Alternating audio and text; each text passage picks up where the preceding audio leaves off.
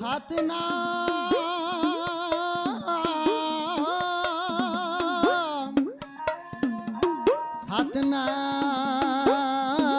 सतनाम श्री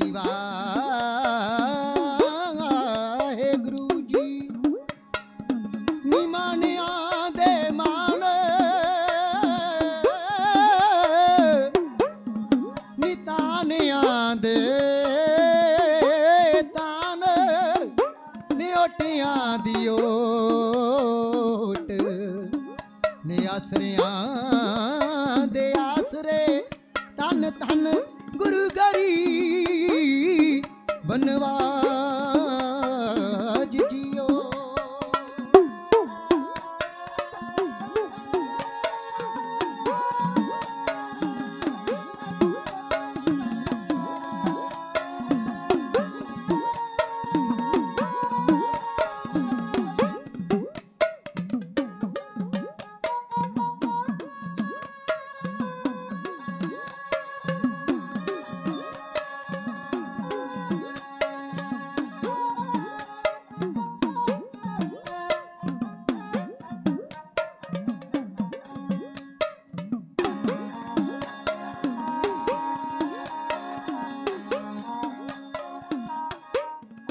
दंडोत बंदल अनिक बार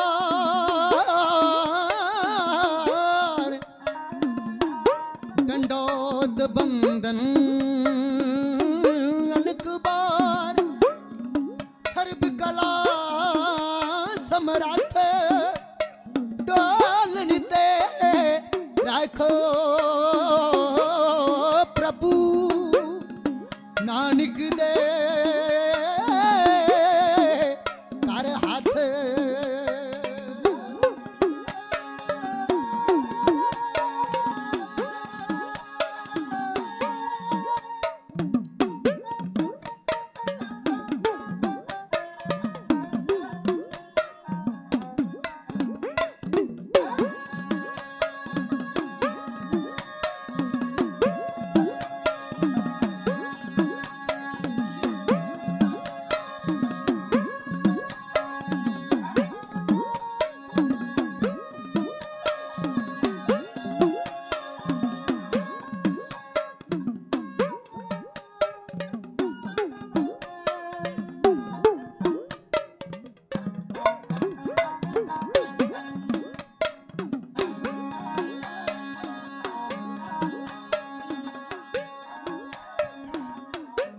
फरीदा गाले मेंढे कपड़े फरीदा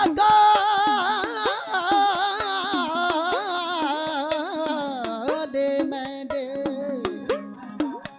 फरीदा गाले मेंढे कपड़े काला मेंढा वेस गुनही भरिया मैं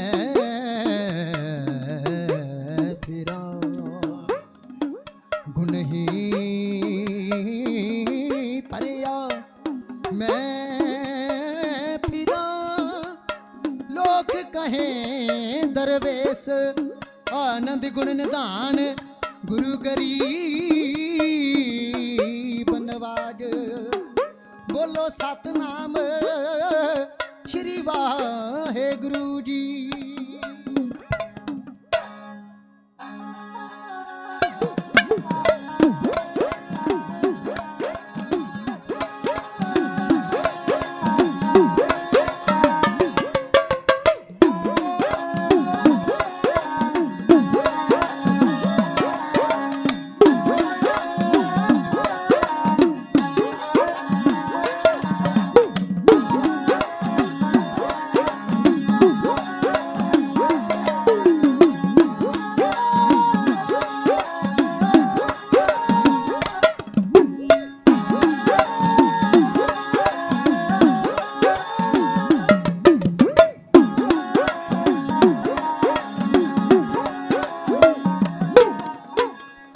हाला पीछे हाली कदे मर्जियां दा पाली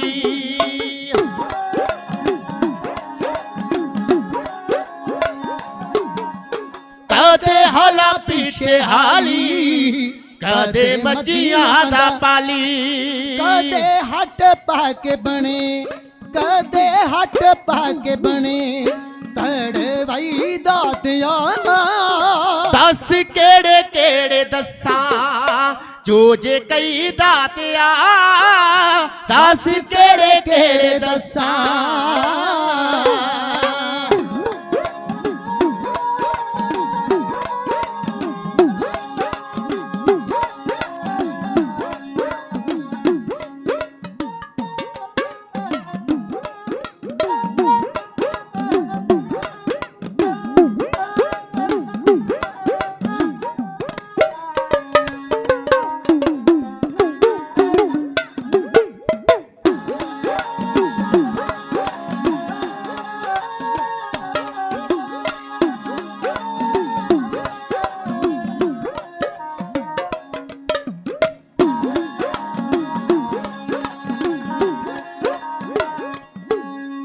ਬੂਟਾ ਬੰਨਦਾ ਤੂੰ ਲਾਇਆ ਭੋਜ ਸਾਦਾ ਨੂੰ ਸ਼ਿਕਾਇਆ ਬੂਟਾ ਬੰਨਦਾ ਤੂੰ ਲਾਇਆ ਭੋਜ ਸਾਦਾ ਨੂੰ ਸ਼ਿਕਾਇਆ ਤੇਰੀ ਕਰਨੀ ਦਾ ਫਲ ਸਾਥੋਂ ਜਾਏ ਨਾ ਬੁਲਾਇਆ ਤੇਰੀ ਕਰਨੀ ਦਾ ਫਲ ਸਾਥੋਂ ਜਾਏ ਨਾ ਬੁਲਾਇਆ ਤੇਰੀ ਖਰਚੀ ਜੋ ਪੂੰਜੀ तेरी खर्ची जो पूंजी तेरी खर्ची जो पूंजी वादे गई दादियां दस केड़े केड़े दस्सां जो जे कई दातिया दस केड़े केड़े दस्सां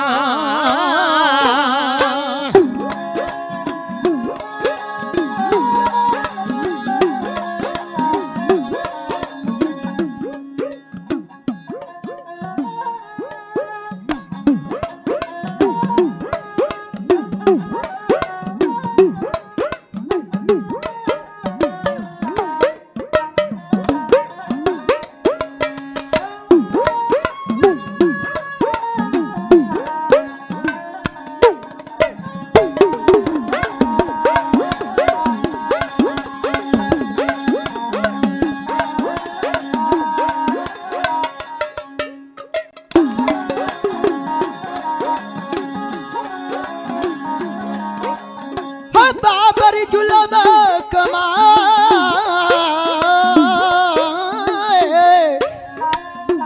बाबर जुल्म कमाए ते लोग बंदी खाने पाए आप बन तुसा कैदी ते कैदी कैद चों छड़ाए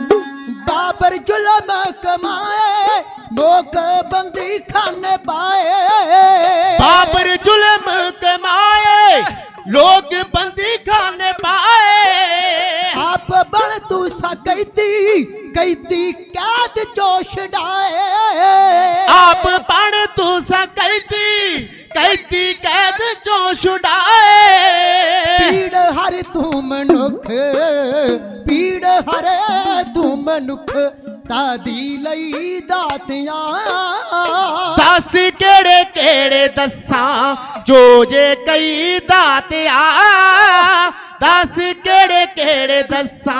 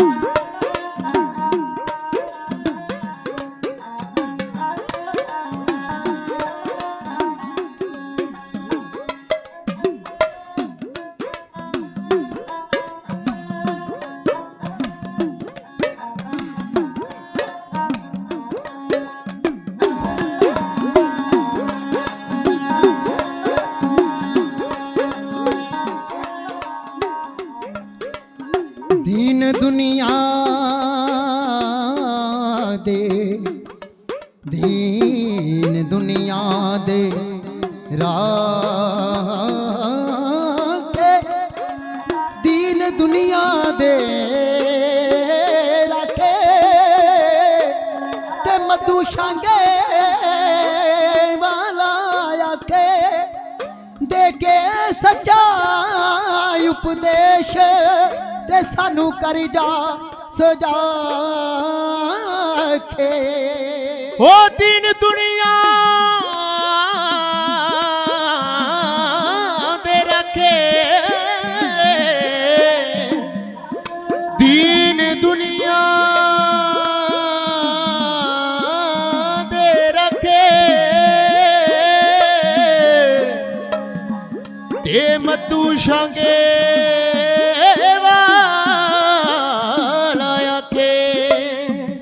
हो सानू सच्चा दे के उपदेश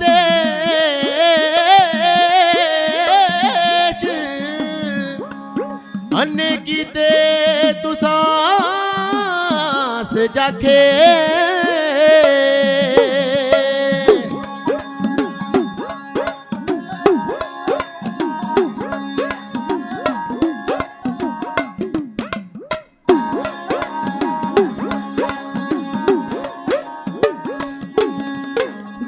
दुनिया दे रखे मधु शांगे वाला आखे दीन दुनिया दे रखे मधु शांगे वाला आखे के सच्चा उपदेश सानू कर दस जाके के सच्चा उपदेश सानू कर दस जाके लोड़ फेर तेरी जग लोड़ फेर तेरी जग नू है पई दातियां दस केड़े केड़े दसां जो जे कई दातिया दस केड़े केड़े दसां जो जे कई दातिया दस केड़े केड़े दसां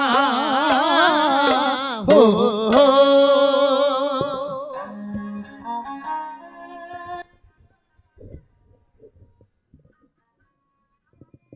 वाहिगुरु।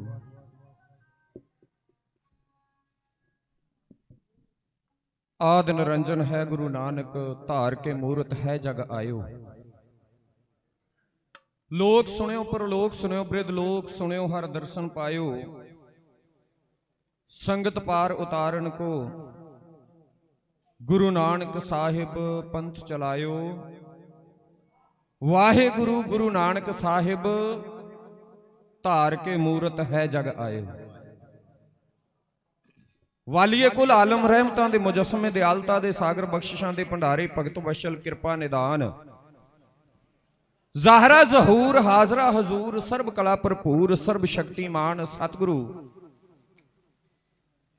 साहिब श्री गुरु ग्रंथ साहिब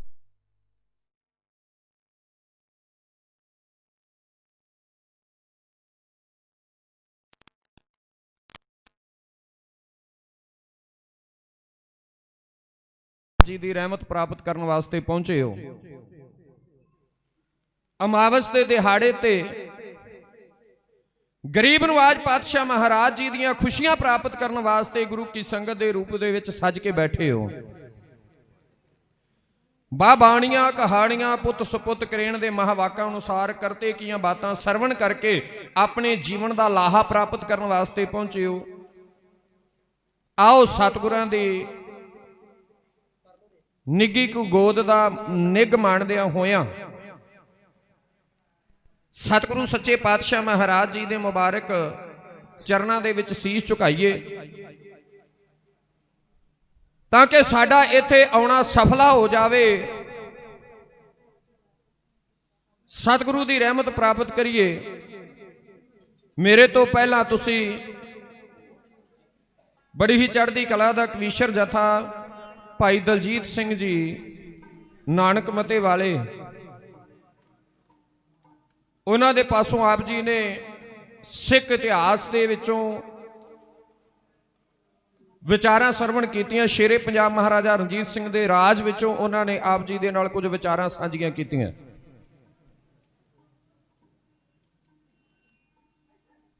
ਬੇਸ਼ੱਕ ਮੇਰਾ ਇੱਕ ਵਿਚਾਰ ਬਣਿਆ ਸੀ ਕਿ ਜਿਸ ਮਜ਼ਮੂਨ ਨੂੰ ਉਹਨਾਂ ਨੇ ਪ੍ਰਾਰੰਭ ਕੀਤਾ ਹੈ ਇਹ ਬੜਾ ਲੰਮੇਰਾ ਮਜ਼ਮੂਨ ਹੈ ਤੇ ਸਾਡੇ ਇਤਿਹਾਸ ਦੇ 3 ਦਾਇਰੇ ਹੋਇਆ ਕਰਦੇ ਆ, ਸਿੱਖ ਇਤਿਹਾਸ, ਗੁਰ ਇਤਿਹਾਸ ਤੇ ਸਾਡਾ ਕੌਮੀ ਇਤਿਹਾਸ। ਗੁਰੂ ਨਾਨਕ ਸਾਹਿਬ ਮਹਾਰਾਜ ਜੀ ਤੋਂ ਪ੍ਰਾਰੰਭ ਕਰੀਏ ਕਲਗੀਧਰ ਪਾਤਸ਼ਾਹ ਮਹਾਰਾਜ ਜੀ ਦੇ ਜੀਵਨ ਤੱਕ, ਇਹ ਦਾਇਰਾ ਸਾਡਾ ਸਿੱਖ ਇਤਿਹਾਸ ਗੁਰ ਇਤਿਹਾਸ ਦਾ ਹੈ। ਸ਼ੇਰੇ ਪੰਜਾਬ ਮਹਾਰਾਜਾ ਰਣਜੀਤ ਸਿੰਘ ਤੋਂ ਲੈ ਕੇ ਜੇ ਅਸੀਂ ਇਹ ਗੱਲ ਕਰੀਏ ਬਾਬਾ ਬੰਦਾ ਸਿੰਘ ਬਹਾਦਰ ਦੇ ਜੀਵਨ ਤੋਂ ਲੈ ਕੇ, ਜਦੋਂ ਕਲਗੀਧਰ ਪਾਤਸ਼ਾਹ ਮਹਾਰਾਜ ਜੀ ਨੇ ਸ਼ੇਰੇ ਬਾਬਾ ਬੰਦਾ ਸਿੰਘ ਬਹਾਦਰ ਨੂੰ ਥਾਪੜਾ ਦੇ ਕੇ ਸਿੱਖ ਕੌਮ ਦਾ ਬੇਤਾਜ ਬਾਦਸ਼ਾਹ ਬਣਾ ਕੇ ਕਲਗੀਧਰ ਪਾਤਸ਼ਾਹ ਮਹਾਰਾਜ ਜੀ ਨੇ ਉਹ ਜਰਨੈਲ ਦੀ ਸਥਾਪਨਾ ਕਰਕੇ ਪੰਜਾਬ ਨੂੰ ਤੋਰਿਆ, ਉਸ ਤੋਂ ਲੈ ਕੇ ਸ਼ੇਰੇ ਪੰਜਾਬ ਦੇ ਰਾਜ ਦੇ ਅੰਤ ਤੱਕ ਇਹ ਸਾਰਾ ਦਾਇਰਾ ਸਿੱਖ ਇਤਿਹਾਸ ਦਾ ਹੈ। ਉਸ ਤੋਂ ਬਾਅਦ ਦਾ ਇਤਿਹਾਸ ਸਾਡਾ ਕੌਮੀ ਇਤਿਹਾਸ ਅਖਵਾਵੇਗਾ। ਬਣਦਾ ਤੇ ਸੀ ਕਿ ਸਿੱਖ ਇਤਿਹਾਸ ਦੀ ਪ੍ਰਾਰੰਭਤਾ ਹੋਈ ਹੈ ਤੇ ਉਸ ਤੋਂ ਅਗੇਰੇ ਆਪ ਜੀ ਦੇ ਨਾਲ ਵਿਚਾਰਾਂ ਕਰ ਸਕਦਾ, ਪਰ ਮੇਰੇ ਬਹੁਤ ਹੀ ਸਤਿਕਾਰਯੋਗ ਭਾਈ ਸਾਹਿਬ ਭਾਈ ਹਰਦੀਪ ਸਿੰਘ ਜੀ, ਜਿਨ੍ਹਾਂ ਬਾਰੇ ਆਪ ਜੀ ਨੇ ਪਹਿਲਾਂ ਵੀ ਸਰਵਣ ਕੀਤਾ ਹੈ, ਜਿੱਥੇ ਇਸ ਪਾਵਨ ਅਸਥਾਨ ਦੇ ਉੱਤੇ ਉਹ ਗੁਰਮਤਿ ਦੀਆਂ ਵਿਚਾਰਾਂ ਦੇ ਨਾਲ ਸੰਗਤਾਂ ਨੂੰ ਜੋੜਦੇ ਨੇ, ਉੱਥੇ ਕਿਸੇ ਵੀ ਸਮਾਗਮ ਦੇ ਵਿੱਚ ਸ਼ਮੂਲੀਅਤ ਕਰਦਿਆਂ ਹੋਇਆਂ ਜਥਿਆਂ ਨੂੰ ਆਪ ਜੀ ਦੇ ਰੂਬਰੂ ਕਰਕੇ ਭਾਵ ਕੇ ਸਟੇਜ ਸਕੱਤਰ ਦੀ ਭੂਮਿਕਾ ਨਿਭਾਉਂਦਿਆਂ ਹੋਇਆਂ ਇਹ ਸੇਵਾ ਮਹਾਂਪੁਰਸ਼ਾਂ ਨੇ ਉਹਨਾਂ ਦੇ ਜ਼ਿੰਮੇ ਲਾਈ ਹੋਈ ਹੈ। ਬਾਖੂਬੀ ਇਸ ਸੇਵਾ ਨੂੰ ਨਿਭਾਉਂਦੇ ਨੇ। ਉਹਨਾਂ ਨੇ ਹੁਕਮ ਲਾਇਆ ਕਿ ਗੁਰੂ ਨਾਨਕ ਸਾਹਿਬ ਮਹਾਰਾਜ ਜੀ ਦੇ ਜੀਵਨ ਦੇ ਵਿੱਚੋਂ ਆਪ ਜੀ ਦੇ ਨਾਲ ਵਿਚਾਰਾਂ ਸਾਂਝੀਆਂ ਕਰਨੀਆਂ। ਪੰਜਾਬ ਤੋਂ ਚੱਲ ਕੇ ਆਏ ਆ ਆਪ ਜੀ ਦੇ ਦਰਸ਼ਨ ਦਿਦਾਰੇ ਕਰਨ ਵਾਸਤੇ, ਸੰਗਤ ਦਾ ਹੁਕਮ ਮਹਾਂਪੁਰਸ਼ਾਂ ਦਾ ਹੁਕਮ ਪਾਇਆ ਹੈ। ਉਸ ਹੁਕਮ ਦੇ ਅੱਗੇ ਸੀਸ ਝੁਕਾਉਂਦਿਆਂ ਹੋਇਆਂ ਆਪ ਜੀ ਦੇ ਦਰਸ਼ਨ ਦਿਦਾਰੇ ਕਰਨ ਵਾਸਤੇ ਪਹੁੰਚੇ ਆ ਤੇ ਜੇ ਆਪ ਜੀ ਦੇ ਹੁਕਮ ਅਨੁਸਾਰ ਸੇਵਾ ਕਰ ਲਈਏ ਤੇ ਸਮਝਾਂਗੇ ਕਿ ਸਾਡਾ ਇੱਥੇ ਆਉਣਾ ਸਫਲ ਹੈ। ਮੈਂ ਆਪਣੀ ਮਰਜ਼ੀ ਬਿਲਕੁਲ ਨਹੀਂ ਕਰਾਂਗਾ, ਜਿੰਨਾ ਕੋ ਸਮਾਂ ਆਪ ਜੀ ਨੇ ਬਖਸ਼ਿਸ਼ ਕੀਤਾ ਹੈ ਉਸ ਸਮੇਂ ਦੇ ਦਾਇਰੇ ਵਿੱਚ ਰਹਿ ਕੇ ਵਿਚਾਰਾਂ ਕਰਨੀਆਂ। ਜਿਸ ਮਜ਼ਮੂਨ ਨੂੰ ਹੁਕਮ ਹੋਇਆ ਹੈ ਉਸ ਮਜ਼ਮੂਨ ਦੇ ਦਾਇਰੇ ਵਿੱਚ ਰਹਿ ਕੇ ਵਿਚਾਰਾਂ ਕਰਨੀਆਂ। ਕੁਝ ਕਹਿ ਸਕਾਂ ਉਸ ਤੋਂ ਪਹਿਲਾਂ ਸਾਹਿਬ ਦੀ ਬਖਸ਼ਿਸ਼ ਪ੍ਰਾਪਤ ਕਰੀਏ। ਕੁਝ ਕਹਿਣ ਤੇ ਸਰਵਣ ਕਰਨ ਦਾ ਸਾਨੂੰ ਬਲ ਪ੍ਰਾਪਤ ਹੋ ਜਾਵੇ, ਆਪ ਕੁਝ ਸਰਵਣ ਕਰ ਸਕੋ, ਅਸੀਂ ਕੁਝ ਗਾਇਨ ਕਰ ਸਕੀਏ। ਗੁਰਦੇਵ ਪਿਤਾ ਦੇ ਚਰਨਾਂ ਦੇ ਵਿੱਚ ਝੁਕਾਓ ਸੀਸ, ਅਦਬੋ ਸਤਕਾਰ ਸਾਹਿਤ ਗੱਜ ਕੇ ਕਹੋ ਜੀ ਵਾਹਿਗੁਰੂ ਜੀ ਕਾ ਖਾਲਸਾ ਵਾਹਿਗੁਰੂ ਜੀ ਕੀ ਫਤਿਹ। ਬੜੇ ਲੰਬੇ ਅਰਸੇ ਤੋਂ ਬਾਅਦ ਆਪ ਜੀ ਦੇ ਦਰਸ਼ਨ ਦਿਦਾਰੇ ਕਰਨ ਦਾ ਸਮਾਂ ਪ੍ਰਾਪਤ ਹੋਇਆ। ਆਪ ਜੀ ਦੀਆਂ ਅਸੀਸਾਂ ਬਖਸ਼ਿਸ਼ਾਂ, ਸੰਗਤ ਦੀਆਂ ਬਖਸ਼ਿਸ਼ਾਂ, ਗੁਰੂ ਸਾਹਿਬ ਦੀਆਂ ਬਖਸ਼ਿਸ਼ਾਂ, ਨੇਤਾ ਪ੍ਰਤੀ ਸੰਗਤਾਂ ਦੇ ਦਰਸ਼ਨ ਕਰਨ ਵਾਲੇ ਬੜਾ ਲੰਮਾ ਸਮਾਂ ਸੰਗਤਾਂ ਦੇ ਦਰਸ਼ਨਾਂ ਤੋਂ ਵਾਂਝੇ ਰਹਿ ਗਏ। ਇਸ ਰੂਪ ਦੇ ਅੰਦਰ ਇੱਕ ਨਹੀਂ, ਲਗਭਗ ਲਗਾਤਾਰ 6-7 ਮਹੀਨੇ ਦੇ ਲੋਕਡਾਊਨ ਤੋਂ ਬਾਅਦ ਗੁਰੂ ਸਾਹਿਬ ਦੀ ਕਿਰਪਾ ਹੋਈ ਹੈ। ਪੰਜਾਬ ਦੇ ਵਿੱਚ ਹੁਣ ਲਗਭਗ ਦੀਵਾਨ ਜਿਹੜੇ ਨੇ ਉਹ ਆਰੰਭ ਹੋ ਚੁੱਕੇ ਹਨ। ਇੱਥੇ ਵੀ ਮਹਾਂਪੁਰਸ਼ਾਂ ਨੇ ਹੁਕਮ ਲਾ ਕੇ ਆਪ ਜੀ ਦੇ ਰੂਬਰੂ ਜਥਿਆਂ ਨੂੰ ਕਰਨਾ ਪ੍ਰਾਰੰਭ ਕਰ ਦਿੱਤਾ ਹੈ। ਬੇਸ਼ੱਕ ਮੇਰੇ ਬਹੁਤ ਹੀ ਸਤਿਕਾਰਯੋਗ ਜਥੇਦਾਰ ਬਾਬਾ ਗੁਰਜੰਟ ਸਿੰਘ ਜੀ, ਉਹਨਾਂ ਵੱਲੋਂ ਪਹਿਲਾਂ ਵੀ ਦਾਸ ਨੂੰ ਹੁਕਮ ਹੋਇਆ ਸੀ, ਮੈਂ ਵਿਸਾਖੀ ਤੇ ਵੀ ਦਿਨੇਸ਼ਪੁਰ ਆਪ ਸੰਗਤਾਂ ਦੇ ਦਰਸ਼ਨ ਕਰਨੇ ਸਨ। ਉਸ ਦੌਰਾਨ ਲੋਕਡਾਊਨ ਹੋ ਗਿਆ, ਕਰੋਨਾ ਦੀ ਮਹਾਮਾਰੀ ਦੇ ਕਾਰਨ ਨਾ ਦਰਸ਼ਨ ਕਰ ਸਕੇ। ਇੰਨੇ ਲੰਮੇ ਅਰਸੇ ਤੋਂ ਬਾਅਦ ਅੱਜ ਆਪ ਜੀ ਦੇ ਦਰਸ਼ਨ ਦਿਦਾਰੇ ਕਰਨ ਦਾ ਸੁਭਾਗ ਸਮਾਂ ਪ੍ਰਾਪਤ ਹੋਇਆ ਹੈ। ਸਤਿਗੁਰੂ ਜੀ ਦਾ ਧੰਨਵਾਦ ਕਰਦਾ, ਮਹਾਂਪੁਰਸ਼ਾਂ ਦਾ ਧੰਨਵਾਦ ਕਰਦਾ ਜਿਨ੍ਹਾਂ ਨੇ ਆਪ ਜੀ ਦੇ ਰੂਬਰੂ ਕਰ ਦਿੱਤਾ ਹੈ। ਤੇ ਸਤਿਗੁਰਾਂ ਦੇ ਚਰਨਾਂ ਦੇ ਵਿੱਚ ਕੁਝ ਵੀ ਕਹਿਣ ਤੋਂ ਪਹਿਲਾਂ ਮੈਂ ਅਰਦਾਸ ਬੇਨਤੀ ਕਰਦਾ, ਸੱਚੇ ਪਾਤਸ਼ਾਹ ਆਪ ਜੀ ਦੀ ਬਣਾਈ ਹੋਈ ਕਾਇਨਾਤ ਹੈ, ਆਪ ਜੀ ਦੀ ਬਣਾਈ ਹੋਈ ਇਹ ਸਾਰੀ ਸ੍ਰਿਸ਼ਟੀ ਹੈ ਤੇ ਕਦੇ ਮਾਲੀ ਜਿਹੜਾ ਹੈ ਉਹ ਆਪਣੇ ਬਾਗ ਦਾ ਕਦੇ ਨੁਕਸਾਨ ਨਹੀਂ ਹੋਣ ਦਿਆ ਕਰਦਾ ਹੈ। ਯਾਦ ਰੱਖਿਓ, ਅਸੀਂ ਸਾਰੇ ਹੀ ਉਸ ਪਰਮਾਤਮਾ ਦੇ ਬਾਗ ਦੇ ਖਿੜੇ ਹੋਏ ਫੁੱਲ ਹਾਂ। ਸਾਡੀ ਰਖਵਾਲੀ, ਸਾਡੀ ਰੱਖਿਆ ਉਹ ਪ੍ਰਮਾਤਮਾ ਆਪ ਕਰਦਾ ਹੈ। ਗਰੀਬ ਨਵਾਜ ਪਾਤਸ਼ਾਹ ਮਹਾਰਾਜ ਜੀ ਦੇ ਚਰਨਾਂ ਵਿੱਚ ਅਰਦਾਸ ਕਰੀਏ, ਕਹਿ ਦਿਓ ਨਾਨਕ ਨਾਮ ਚੜ੍ਹਦੀ ਕਲਾ, ਤੇਰੇ ਭਾਣੇ ਸਰਬੱਤ ਦਾ ਭਲਾ। ਬਹੁਤੀਆਂ ਲੰਮੀਆਂ ਵਿਚਾਰਾਂ ਨਾ ਕਰਾਂ, ਕਿਉਂਕਿ ਕਹਿਣ ਨੂੰ ਤਾਂ ਬਹੁਤ ਕੁਝ ਹੈ, ਪਰ ਸਮਾਂ ਆਪ ਜੀ ਨੇ ਸਰਵਣ ਕਰ ਲਿਆ ਹੈ। ਲਗਭਗ 1.5 ਘੰਟਾ ਆਪ ਜੀ ਦੇ ਦਰਸ਼ਨ ਦਿਦਾਰੇ ਕਰਨੇ ਹਨ। ਜਿਸ ਮਜ਼ਮੂਨ ਨੂੰ ਮੈਂ ਆਪ ਜੀ ਦੇ ਨਾਲ ਪ੍ਰਾਰੰਭ ਕਰਨਾ ਚਾਹੁੰਦਾ ਹਾਂ, ਅਸੀਂ ਕਿਸੇ ਵੀ ਮਜ਼ਮੂਨ ਨੂੰ ਛੇੜ ਲਈਏ, ਕਿਸੇ ਵੀ ਟੌਪਿਕ ਦੇ ਉੱਤੇ ਵਿਚਾਰਾਂ ਸ਼ੁਰੂ ਕਰ ਦਈਏ ਤੇ ਬਹੁਤ ਲੰਮਾ ਸਮਾਂ ਲੱਗਦਾ ਹੈ। ਜੇ ਵਿਸਤਾਰ ਸਹਿਤ ਗੁਰੂ ਨਾਨਕ ਸਾਹਿਬ ਮਹਾਰਾਜ ਜੀ ਦੇ ਜੀਵਨ ਨੂੰ ਵਿਚਾਰਨ ਦਾ ਯਤਨ ਕਰੀਏ, ਸਤਿਗੁਰਾਂ ਦੇ ਕੀਤੇ ਹੋਏ ਕੌਤਕਾਂ ਦੇ ਵਿੱਚੋਂ ਕਿਸੇ ਇੱਕ ਟੌਪਿਕ ਨੂੰ ਆਪ ਜੀ ਦੇ ਸਾਹਮਣੇ ਪ੍ਰਾਰੰਭ ਕਰ ਦੇਵਾਂ ਤੇ ਉਹਦੇ ਵਾਸਤੇ ਵੀ ਲੰਮੇਰਾ ਸਮਾਂ ਚਾਹੀਦਾ ਹੁੰਦਾ ਹੈ। ਪਰ ਮੈਂ ਧੰਨਵਾਦ ਕਰਦਾ ਹਾਂ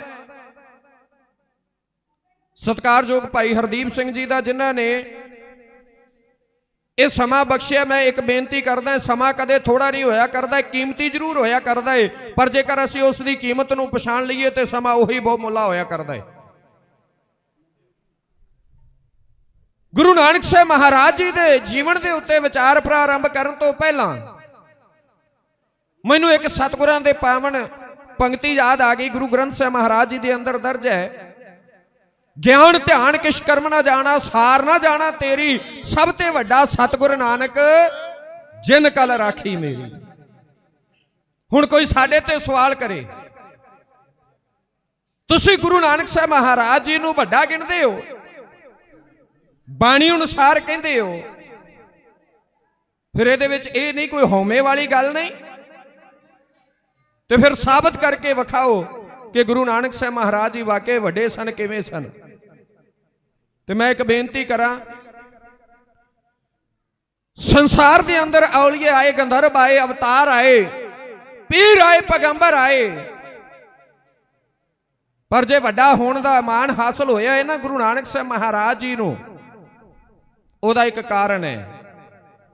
ਜਿੰਨੇ ਵੀ ਅਵਤਾਰ ਸੰਸਾਰ ਤੇ ਆਏ ਨੇ, ਉਹ ਸਮੇਂ-ਸਮੇਂ ਦੇ ਨਾਲ ਆ ਕੇ ਸੰਸਾਰ ਤੋਂ ਤੁਰ ਜਾਂਦੇ ਰਹੇ, ਤੇ ਗੁਰੂ ਨਾਨਕ ਸਾਹਿਬ ਮਹਾਰਾਜ ਜੀ ਸੰਸਾਰ ਤੇ ਆਏ ਤੇ ਆ ਕੇ ਗਏ ਹੀ ਨਹੀਂ। ਸ਼ਾਇਦ ਤੁਸੀਂ ਇਸ ਗੱਲ ਦੇ ਨਾਲ ਸਹਿਮਤ ਨਾ ਹੋਵੋ। ਅਸੀਂ ਫੇਰ ਬਾਣੀ ਦਾ ਸਹਾਰਾ ਲਵਾਂਗੇ। ਜਿਹੜੀ ਗੱਲ ਸਾਡੇ ਖਾਨੇ ਵਿੱਚ ਨਾ ਬੈਠੇ, ਜਿਹੜੀ ਗੱਲ ਸਾਡੀ ਸਮਝ ਵਿੱਚ ਨਾ ਆਵੇ, ਕਹਿੰਦੇ ਨੇ ਉਦੋਂ ਪੁੱਛ ਲੈਣਾ ਚਾਹੀਦਾ। ਤੇ ਸਾਡੇ ਸਭ ਤੋਂ ਵੱਡਾ ਗਿਆਨ ਦਾ ਸਾਗਰ ਹੈ ਸਾਹਿਬ ਸ੍ਰੀ ਗੁਰੂ ਗ੍ਰੰਥ ਸਾਹਿਬ ਮਹਾਰਾਜ। ਸਤਿਗੁਰਾਂ ਦੀ ਬਾਣੀ ਕਹਿੰਦੀ ਏ, ਜੋਤ ਓਹਾ ਜੁਗਤ ਸਾਏ ਸਹਿ ਕਾਇਆ ਫਿਰ ਪਲਟੀ ਹੈ।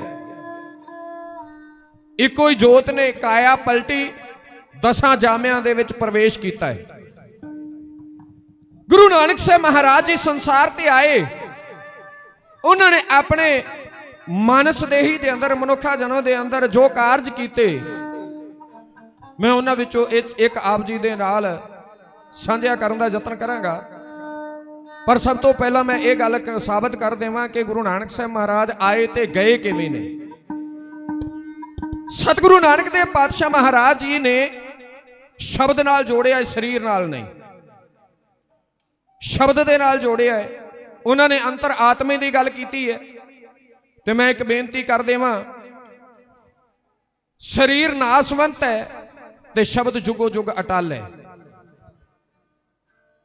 ਉਹੀ ਜੋਤ ਗੁਰੂ ਅੰਗਦ ਦੇਵ ਮਹਾਰਾਜ ਜੀ ਦੇ ਅੰਦਰ ਪ੍ਰਵੇਸ਼ ਕਰ ਗਈ। ਉਹੀ ਜੋਤ ਗੁਰੂ ਅਮਰਦਾਸ, ਗੁਰੂ ਰਾਮਦਾਸ, ਗੁਰੂ ਅਰਜਨ ਦੇਵ ਪਾਤਸ਼ਾਹ ਮਹਾਰਾਜ ਜੀ ਦੇ ਵਿੱਚ ਪ੍ਰਵੇਸ਼ ਕਰ ਗਈ। ਇਸ ਤਰ੍ਹਾਂ ਕਰਦਿਆਂ ਕਰਦਿਆਂ 10 ਜਾਮਿਆਂ ਦੇ ਵਿੱਚ ਉਹ ਜੋਤ ਪ੍ਰਵੇਸ਼ ਕਰ ਗਈ। ਪਰ ਜੋਤ ਉਹੀ ਹੈ। ਜੁਗਤ ਸਾਏ ਸਹਿ ਕਾਇਆ ਫੇਰ ਪਲਟੀਏ, ਜੋਤ oha ਜੁਗਤ ਸਾਏ ਸਹਿ ਕਾਇਆ ਫੇਰ ਪਲਟੀਏ। ਉਹੀ ਜੋਤ ਜਦੋਂ ਗੁਰੂ ਕਲਗੀਧਰ ਪਾਤਸ਼ਾਹ ਮਹਾਰਾਜ ਜੀ ਦੇ ਅੰਦਰ ਪ੍ਰਵੇਸ਼ ਕੀਤੀ ਤੇ ਗੁਰੂ ਕਲਗੀਧਰ ਮਹਾਰਾਜ ਜੀ ਨੇ ਉਸੇ ਜੋਤ ਨੂੰ ਜੁਗੋ ਜੁਗ ਅਟਲ ਸਾਹਿਬ ਸ੍ਰੀ ਗੁਰੂ ਗ੍ਰੰਥ ਸਾਹਿਬ ਮਹਾਰਾਜ ਜੀ ਦੇ ਅੰਦਰ ਧਰ ਕੇ ਸਤਿਗੁਰੂ ਸੱਚੇ ਪਾਤਸ਼ਾਹ ਮਹਾਰਾਜ ਜੀ ਨੇ ਕਹਿ ਦਿੱਤਾ ਹੈ, ਆਗਿਆ ਭਈ ਅਕਾਲ ਕੀ ਤਬੇ ਚਲਾਇਓ ਪੰਥ, ਸਭ ਸਿੱਖਣ ਕੋ ਹੁਕਮ ਹੈ ਗੁਰੂ ਮਾਨਿਓ ਗ੍ਰੰਥ। ਤੇ ਫਿਰ ਗੁਰੂ ਗ੍ਰੰਥ ਸਾਹਿਬ ਮਹਾਰਾਜ ਜੀ ਦੇ ਅੰਦਰ ਗੁਰੂ ਨਾਨਕ ਸਾਹਿਬ ਮਹਾਰਾਜ ਜੀ ਦੀ ਜੋਤ ਹੈ। ਗੁਰੂ ਨਾਨਕ ਸਾਹਿਬ ਮਹਾਰਾਜ ਅੱਜ ਵੀ ਹਾਜ਼ਰ ਨਾਜ਼ਰ ਨੇ। ਸਾਡੀ ਭਾਵਨਾ ਬਣ ਜਾਵੇ, ਸਾਡੀ ਸ਼ਰਧਾ ਬਣ ਜਾਵੇ, ਅਸੀਂ ਸਤਿਗੁਰੂ ਗੁਰੂ ਗ੍ਰੰਥ ਸਾਹਿਬ ਮਹਾਰਾਜ ਜੀ ਦੇ ਇੱਕ ਇੱਕ ਅੱਖਰ ਦੇ ਵਿੱਚੋਂ, ਇੱਕ ਇੱਕ ਸ਼ਬਦ ਦੇ ਵਿੱਚੋਂ ਗੁਰੂ ਨਾਨਕ ਸਾਹਿਬ ਮਹਾਰਾਜ ਜੀ ਦੇ ਦਰਸ਼ਨ ਕਰ ਸਕਦੇ ਹਾਂ। ਪਰ ਸਾਡੀ ਉਹ ਭਾਵਨਾ ਤੇ ਬਣੇ। ਇਸ ਕਰਕੇ ਗੁਰੂ ਨਾਨਕ ਸਾਹਿਬ ਮਹਾਰਾਜ ਜੀ ਸੰਸਾਰ ਤੇ ਆਏ ਜ਼ਰੂਰ, ਆ ਕੇ ਗਏ ਨਹੀਂ। ਉਹ ਅੱਜ ਵੀ ਮਨੁੱਖਤਾ ਦਾ ਉਧਾਰ ਕਰ ਰਹੇ ਨੇ। ਜਿਹੜਾ ਗੁਰੂ ਦੀ ਸ਼ਰਨ ਵਿੱਚ ਆ ਗਿਆ, ਮਾਤਾ ਤ੍ਰਿਪਤਾ ਦੇ ਸਤਿਗੁਰੂ ਲਾਲ ਬਣ ਕੇ, ਮਾਤਾ ਤ੍ਰਿਪਤਾ ਦੇ ਸਤਿਗੁਰੂ ਲਾਲ ਬਣ ਕੇ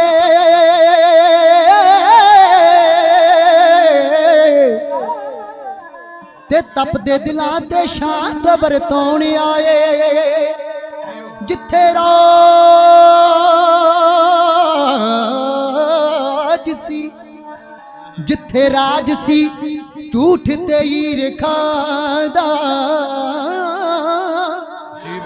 ਤੇ ਉਥੇ ਪਿਆਰ ਦੀ ਜੋਤ ਜਗਾਉਣ ਆਏ।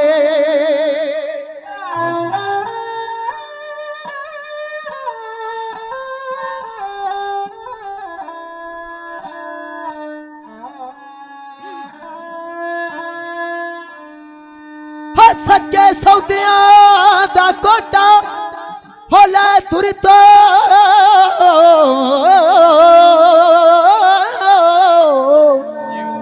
ਸੱਚੇ ਸੌਦਿਆਂ ਦਾ ਕੋਟਾ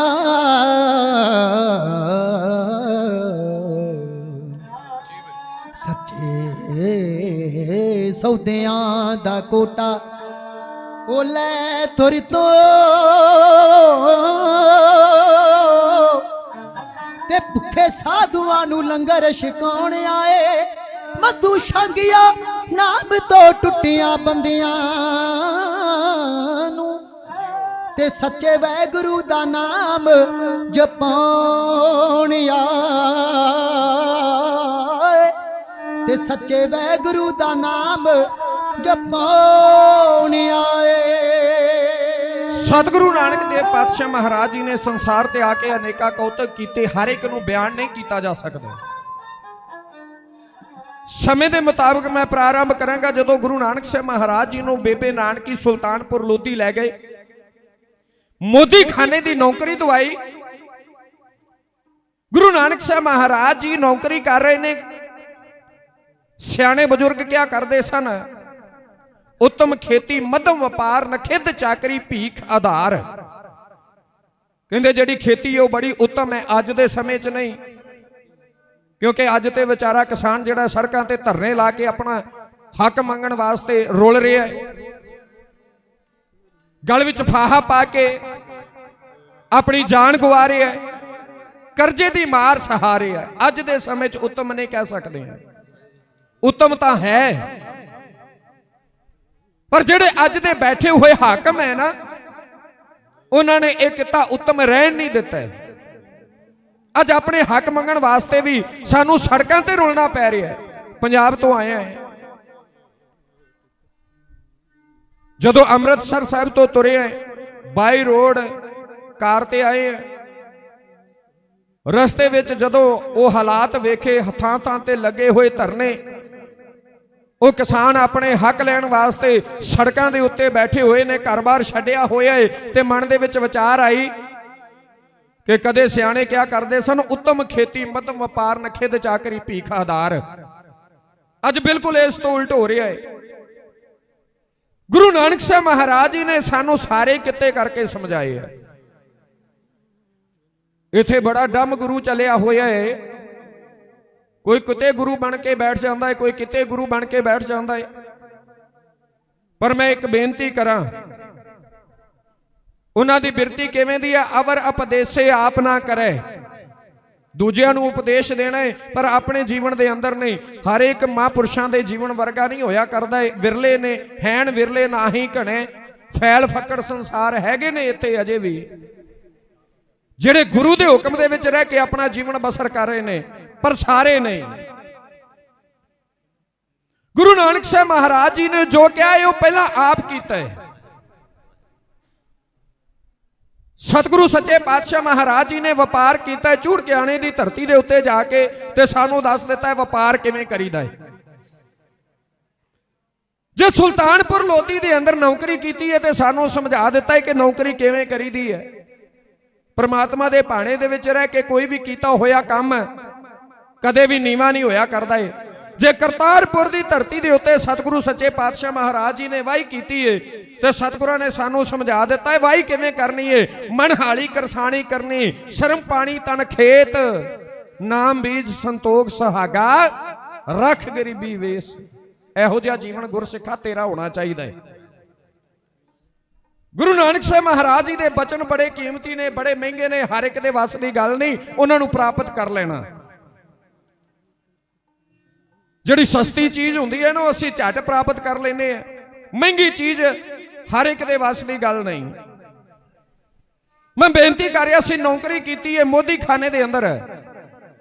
ਮੈਂ ਸਤਿਗੁਰਾਂ ਦੀ ਇੱਕ ਇੱਥੇ ਕੌਤਕ ਨੂੰ ਬਿਆਨ ਕਰਕੇ ਅਗੇਰੇ ਆਪਣੇ ਮਜ਼ਮੂਨ ਨੂੰ ਆਰੰਭ ਕਰਨਾ ਹੈ। ਪੰਡਤ ਸ਼ਿਵਦੱਤ ਨੇ ਸ਼ਿਕਾਇਤ ਕੀਤੀ ਸੁਲਤਾਨਪੁਰ ਲੋਧੀ ਦੇ ਅੰਦਰ ਨੌਕਰੀ ਕਰਦੇ ਹੋਏ ਸਤਿਗੁਰੂ ਜੀ ਦੀ। ਨਵਾਬ ਦੌਲਤ ਖਾਨ ਲੋਧੀ ਦੇ ਕੋਲੇ ਨਵਾਬ ਸਤਿਗੁਰਾਂ ਦੀ ਨੌਕਰੀ ਤੋਂ ਪ੍ਰਸੰਨ ਹੈ, ਸਤਿਗੁਰਾਂ ਦੇ ਕੰਮ ਤੋਂ ਬੜਾ ਖੁਸ਼ ਹੈ, ਪਰ ਇਹ ਵਾਰ-ਵਾਰ ਚੁਗਲੀ ਲਾਉਂਦਾ ਹੈ। ਪੰਡਤ ਸ਼ਿਵਦੱਤ ਨੇ ਜਾ ਕੇ ਚੁਗਲੀ ਲਾਈ। ਉਹਨੇ ਆਖਿਆ ਜਿਹੜਾ ਮੋਦੀ ਤੇ ਤੂੰ ਮੋਦੀ ਖਾਨੇ ਵਿੱਚ ਮੋਦੀ ਰੱਖਿਆ ਏ, ਆਉਣ ਵਾਲੇ ਸਮੇਂ ਦੇ ਅੰਦਰ ਉਹਨੇ ਸਾਰਾ ਹੀ ਲੁਟਾ ਦੇਣਾ ਹੈ। ਉਹਨੇ ਕੁਝ ਨਹੀਂ ਤੇਰੇ ਪੱਲੇ ਰਹਿਣ ਦੇਣਾ। ਨਵਾਬ ਜੀ ਕਦੇ ਹਿਸਾਬ ਤੇ ਕਰਕੇ ਵੇਖੋ। ਬਾਰ-ਬਾਰ ਕਹਿਣ ਦੇ ਉੱਤੇ ਨਵਾਬ ਦੌਲਤ ਖਾਨ ਲੋਧੀ ਦੇ ਮਨ ਵਿੱਚ ਆਇਆ ਕਿ ਕਿਉਂ ਨਾ ਹਿਸਾਬ ਕਰ ਲਿਆ ਜਾਵੇ। ਵਾਕਈ ਇਹਦੇ ਮਨ ਦੀ ਤਸੱਲੀ ਨਾਲੇ ਮੇਰੇ ਮਨ ਦੀ ਤਸੱਲੀ ਹੋ ਜਾਵੇਗੀ, ਕਿਤੇ ਵਾਕਈ ਇਹੋ ਜਿਹੀ ਕੋਈ ਗੱਲ ਤਾਂ ਨਹੀਂ। ਗੁਰੂ ਨਾਨਕ ਸਾਹਿਬ ਮਹਾਰਾਜ ਜੀ ਨੂੰ ਸੁਨੇਹਾ ਭੇਜਿਆ ਗਿਆ ਕਿ ਆਪਣਾ ਵਹੀ ਖਾਤਾ ਜੋ ਵੀ ਹੈ ਉਹ ਸਾਰਾ ਕੁਝ ਲੈ ਕੇ ਨਵਾਬ ਦੌਲਤ ਖਾਨ ਲੋਧੀ ਨੇ ਆਖਿਆ ਕਿ ਹਿਸਾਬ ਦੇਣ ਵਾਸਤੇ ਮੁਨਸ਼ੀ ਕੋਲ ਚਲਿਆ ਜਾ। ਗੁਰੂ ਨਾਨਕ ਸਾਹਿਬ ਮਹਾਰਾਜ ਕਹਿਣ ਲੱਗੇ ਨਹੀਂ, ਜੇ ਮੇਰਾ ਹਿਸਾਬ ਹੋਣਾ ਹੈ ਤੇ ਨਵਾਬ ਜੀ ਤੁਹਾਨੂੰ ਲੈਣਾ ਪਵੇਗਾ, ਕਿਉਂਕਿ ਮੈਂ ਵੀ ਨੌਕਰ ਤੇ ਜਿਹਨੇ ਹਿਸਾਬ ਲੈਣਾ ਉਹ ਵੀ ਨੌਕਰ। ਹੁਣ ਨੌਕਰ ਜਿਹੜਾ ਇੱਕ ਦੂਜੇ ਦੇ ਉੱਤੇ ਹੋ ਸਕਦਾ ਹੈ ਕੋਈ ਦੂਸ਼ਣ ਲਾ ਦੇਵੇ, ਤੇਰੀ ਤਸੱਲੀ ਫੇਰ ਨਹੀਂ ਹੋਣੀ। ਤੂੰ ਇਹ ਕਹਿ ਸਕਦਾ ਹੈ ਕਿ ਹੋ ਸਕਦਾ ਹੈ ਕਿ ਨਾਨਕ ਨੇ ਉਹਨੂੰ ਕੁਝ ਵਿੱਚੋਂ ਹਿੱਸਾ ਦੇਣਾ ਕਰਕੇ ਹਿਸਾਬ ਬਰਾਬਰ ਕਰ ਲਿਆ ਹੋਵੇ, ਇਸ ਕਰਕੇ ਹਿਸਾਬ ਤੂੰ ਲਵੇਂਗਾ। ਉਹਨੇ ਆਖਿਆ ਠੀਕ ਹੈ। ਮਨ ਨਹੀਂ ਸੀ ਚਾਹੁੰਦਾ, ਫਿਰ ਵੀ ਹਿਸਾਬ ਲੈਣ ਵਾਸਤੇ ਬੁਲਾ ਲਿਆ। ਜਦੋਂ ਹਿਸਾਬ ਲੈਣ ਵਾਸਤੇ ਬੁਲਾਇਆ, ਦਰਬਾਰੀ ਬੈਠੇ ਹੋਏ ਨੇ, ਨਵਾਬ ਦੌਲਤ ਖਾਨ ਲੋਧੀ ਬੈਠਾ ਹੋਇਆ ਹੈ, ਕੋਲ ਇੱਕ ਮੌਲਵੀ ਬੈਠਾ ਹੋਇਆ ਹੈ। ਨਵਾਬ ਦੌਲਤ ਖਾਨ ਲੋਧੀ ਨੇ ਪ੍ਰਸੰਨ ਹੋਇਆ ਹੈ, ਖੁਸ਼ ਹੋ ਕੇ ਲਾਗੇ ਬੈਠੇ ਮੌਲਵੀ ਨੂੰ ਆਖਿਆ, ਮੌਲਵੀ ਜੀ ਅੱਜ ਮੈਨੂੰ ਫਖਰ ਹੋ ਰਿਹਾ ਹੈ ਕਿ ਮੈਂ ਦੁਨੀਆ ਦਾ ਸਭ ਤੋਂ ਵੱਡਾ ਇਨਸਾਨ ਹਾਂ।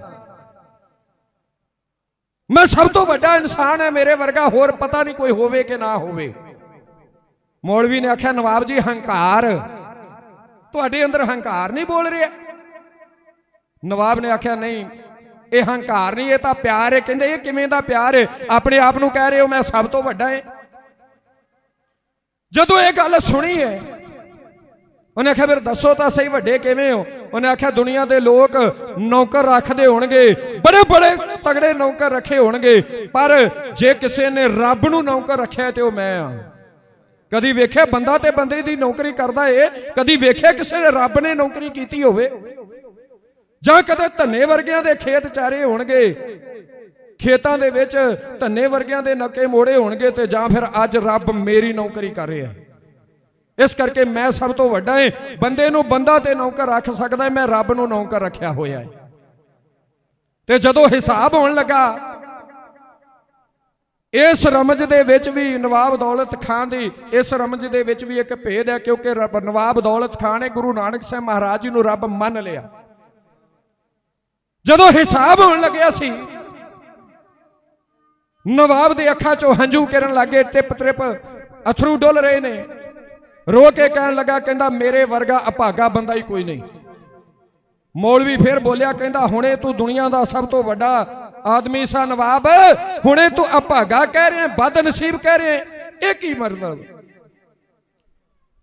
ਉਹਨੇ ਆਖਿਆ, ਮੌਲਵੀ ਜੀ ਹਰ ਇੱਕ ਇਨਸਾਨ ਦੇ ਉੱਤੇ ਇੱਕ ਦਿਨ ਹੋਇਆ ਕਰਦਾ ਏ ਜਦੋਂ ਕਿਆਮਤ ਦਾ ਦਿਨ ਹੁੰਦਾ ਏ, ਜਦੋਂ ਮਨੁੱਖ ਆਪਣਾ ਸਰੀਰ ਛੱਡ ਕੇ ਜਾਂਦਾ ਏ। ਉਹ ਸਰੀਰ ਤੇ ਮਿੱਟੀ ਦੀ ਢੇਰੀ ਹੋ ਜਾਂਦਾ ਏ, ਪਰ ਮਨੁੱਖ ਦੇ ਕਰਮ ਜਿਹੜੇ ਨੇ ਉਹਦੀ ਆਤਮਾ ਨਾਲ ਜਾਂਦੇ ਨੇ, ਤੇ ਦਰਗਾਹ ਦੇ ਵਿੱਚ, ਅੱਲਾ ਦੀ ਦਰਗਾਹ ਦੇ ਵਿੱਚ ਉਸ ਨੂੰ ਲੇਖਾ ਦੇਣਾ ਪੈਂਦਾ ਏ। ਸਤਿਗੁਰਾਂ ਦੀ ਬਾਣੀ ਵੀ ਕਹਿੰਦੀ ਹੈ, ਜੇਹਾ ਬੀਜੇ ਸੋ ਲੋਣੇ ਕਰਮਾ ਸੰਦੜਾ ਖੇਤ। ਜਿਹੋ ਜੇ ਕਰਮ ਕਰਕੇ ਜਾਂਦਾ ਉਹੋ ਜਿਹਾ ਲੇਖਾ ਦੇਣਾ ਪੈਣਾ ਹੈ। ਲੇਖਾ ਰੱਬ ਮੰਗੇਸੀਆ, ਰੱਬ ਲੇਖਾ ਮੰਗਦਾ ਏ ਤੇ ਰੱਬ ਨੇ ਲੇਖਾ ਮੰਗਣਾ ਸੀ ਮੇਰੇ ਕੋਲੋਂ। ਮੈਂ ਕਿੱਡਾ ਅਭਾਗਾ ਹਾਂ ਜਿਹੜੇ ਰੱਬ ਨੇ ਕਦੇ ਮੇਰੇ ਕੋਲੋਂ ਲੇਖਾ ਮੰਗਣਾ ਸੀ, ਅੱਜ ਮੈਂ ਵਹੀ ਕੱਢ ਕੇ ਉਹਦੇ ਕੋਲੋਂ ਲੇਖਾ ਮੰਗ ਰਿਹਾ। ਮੇਰੇ ਵਰਗਾ ਬਦਨਸੀਬ ਕੌਣ ਹੋਵੇਗਾ। ਹਿਸਾਬ ਹੋ ਗਿਆ। ਗੁਰੂ ਨਾਨਕ ਸਾਹਿਬ ਮਹਾਰਾਜ ਜੀ ਦੀ ਰੋਕੜ ਵੱਡੀ, ਉਹਨਾਂ ਆਖਿਆ ਜਿੰਨਾ ਮੇਰੇ ਰੋਕੜ ਵੱਧ ਗਈ ਹੈ ਨਾ ਉਹ ਗਰੀਬਾਂ ਵਿੱਚ ਵੰਡ ਦਿਓ ਤੇ ਅੱਜ ਤੋਂ ਬਾਅਦ ਮੈਂ ਨੌਕਰੀ ਨਹੀਂ ਕਰਨੀ। ਬੜੇ ਵਾਸਤੇ ਪਾਏ ਨਵਾਬ ਨੇ, ਉਹਨੇ ਆਖਿਆ ਨਹੀਂ, ਛੱਡ ਕੇ ਚਲੇ ਗਏ। ਫਿਰ ਵੇਈ ਨਦੀ ਦੀ ਘਟਨਾ ਵਾਪਰੀ, ਵੇਈ ਨਦੀ ਵਿੱਚ ਇਸ਼ਨਾਨ ਕੀਤਾ। 3 ਦਿਨ ਬਾਅਦ ਸਤਿਗੁਰੂ ਜੀ ਬਾਹਰ ਆਏ। ਨਾ ਕੋ ਹਿੰਦੂ ਨਾ ਮੁਸਲਮਾਨ ਦਾ ਨਾਰਾ ਲਾਇਆ, ਮੂਲ ਮੰਤਰ ਦਾ ਜਾਪ ਦ੍ਰਿੜ ਕਰਵਾ ਦਿੱਤਾ।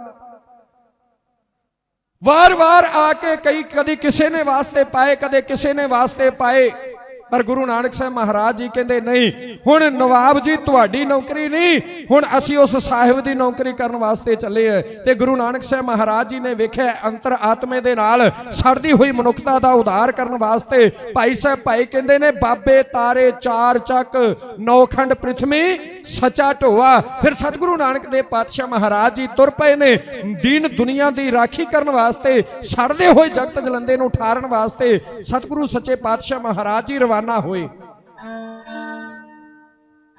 ਗਰੀਬ ਨਵਾਜ ਪਾਤਸ਼ਾਹ ਮਹਾਰਾਜ ਜੀ ਤੁਰ ਪਏ। ਜਦ ਰਾਜੇ ਹੋਏ ਕਸਾਈ ਸੀ ਤੇ ਵਾੜ ਖੇਤ ਨੂੰ ਖਾ ਰਹੀ ਸੀ, ਜਦ ਰਿਸ਼ਵਤਖੋਰੀ ਜ਼ੋਰਾਂ ਤੇ ਕਾਮੇ ਦੀ ਜਿੰਦ ਘਬਰਾ ਰਹੀ ਸੀ, ਜਦ ਪੀ ਕੇ ਖੂਨ ਮਨੁੱਖਤਾ ਦਾ, ਜਦ ਕੁਚੋ ਕੇ ਖੂਨ ਮਨੁੱਖਤਾ ਦਾ ਡਾਢੇ ਹੱਥ ਰੰਗੀ ਜਾਂਦੇ ਸਨ, ਜਦ ਪੀ ਕੇ ਲਹੂ ਮਾਸੂਮਾਂ ਦਾ ਬੁੱਲਾਂ ਤੇ ਸੁਰਖੀ ਲਾਂਦੇ ਸਨ, ਤਦ ਨਾਨਕ ਪਿਆਰਾ ਤੜਪ ਪਿਆ। ਵੇਖ ਦਰਦ ਭਰੀ ਉਸ ਝਾਕੀ ਨੂੰ, ਉਹ ਵੈਦ ਤੁਰ ਪਿਆ ਰੋਕਣ ਲਈ ਤੇ ਪਈ ਹੋਈ ਉਸ ਡਾਕੀ ਨੂੰ। ਸੰਗ ਲੈ ਕੇ ਭਾਈ ਮਰਦਾਨੇ ਨੂੰ ਤੁਰਿਆ ਪੂਰਬ ਤੇ ਦੱਖਣ ਨੂੰ, ਦਿਲ ਟੁੱਟੇ ਹੋਏ ਜੋੜਨ ਲਈ ਤੇ ਜਗਤ ਜਲੰਦਾ ਰੱਖਣ ਨੂੰ।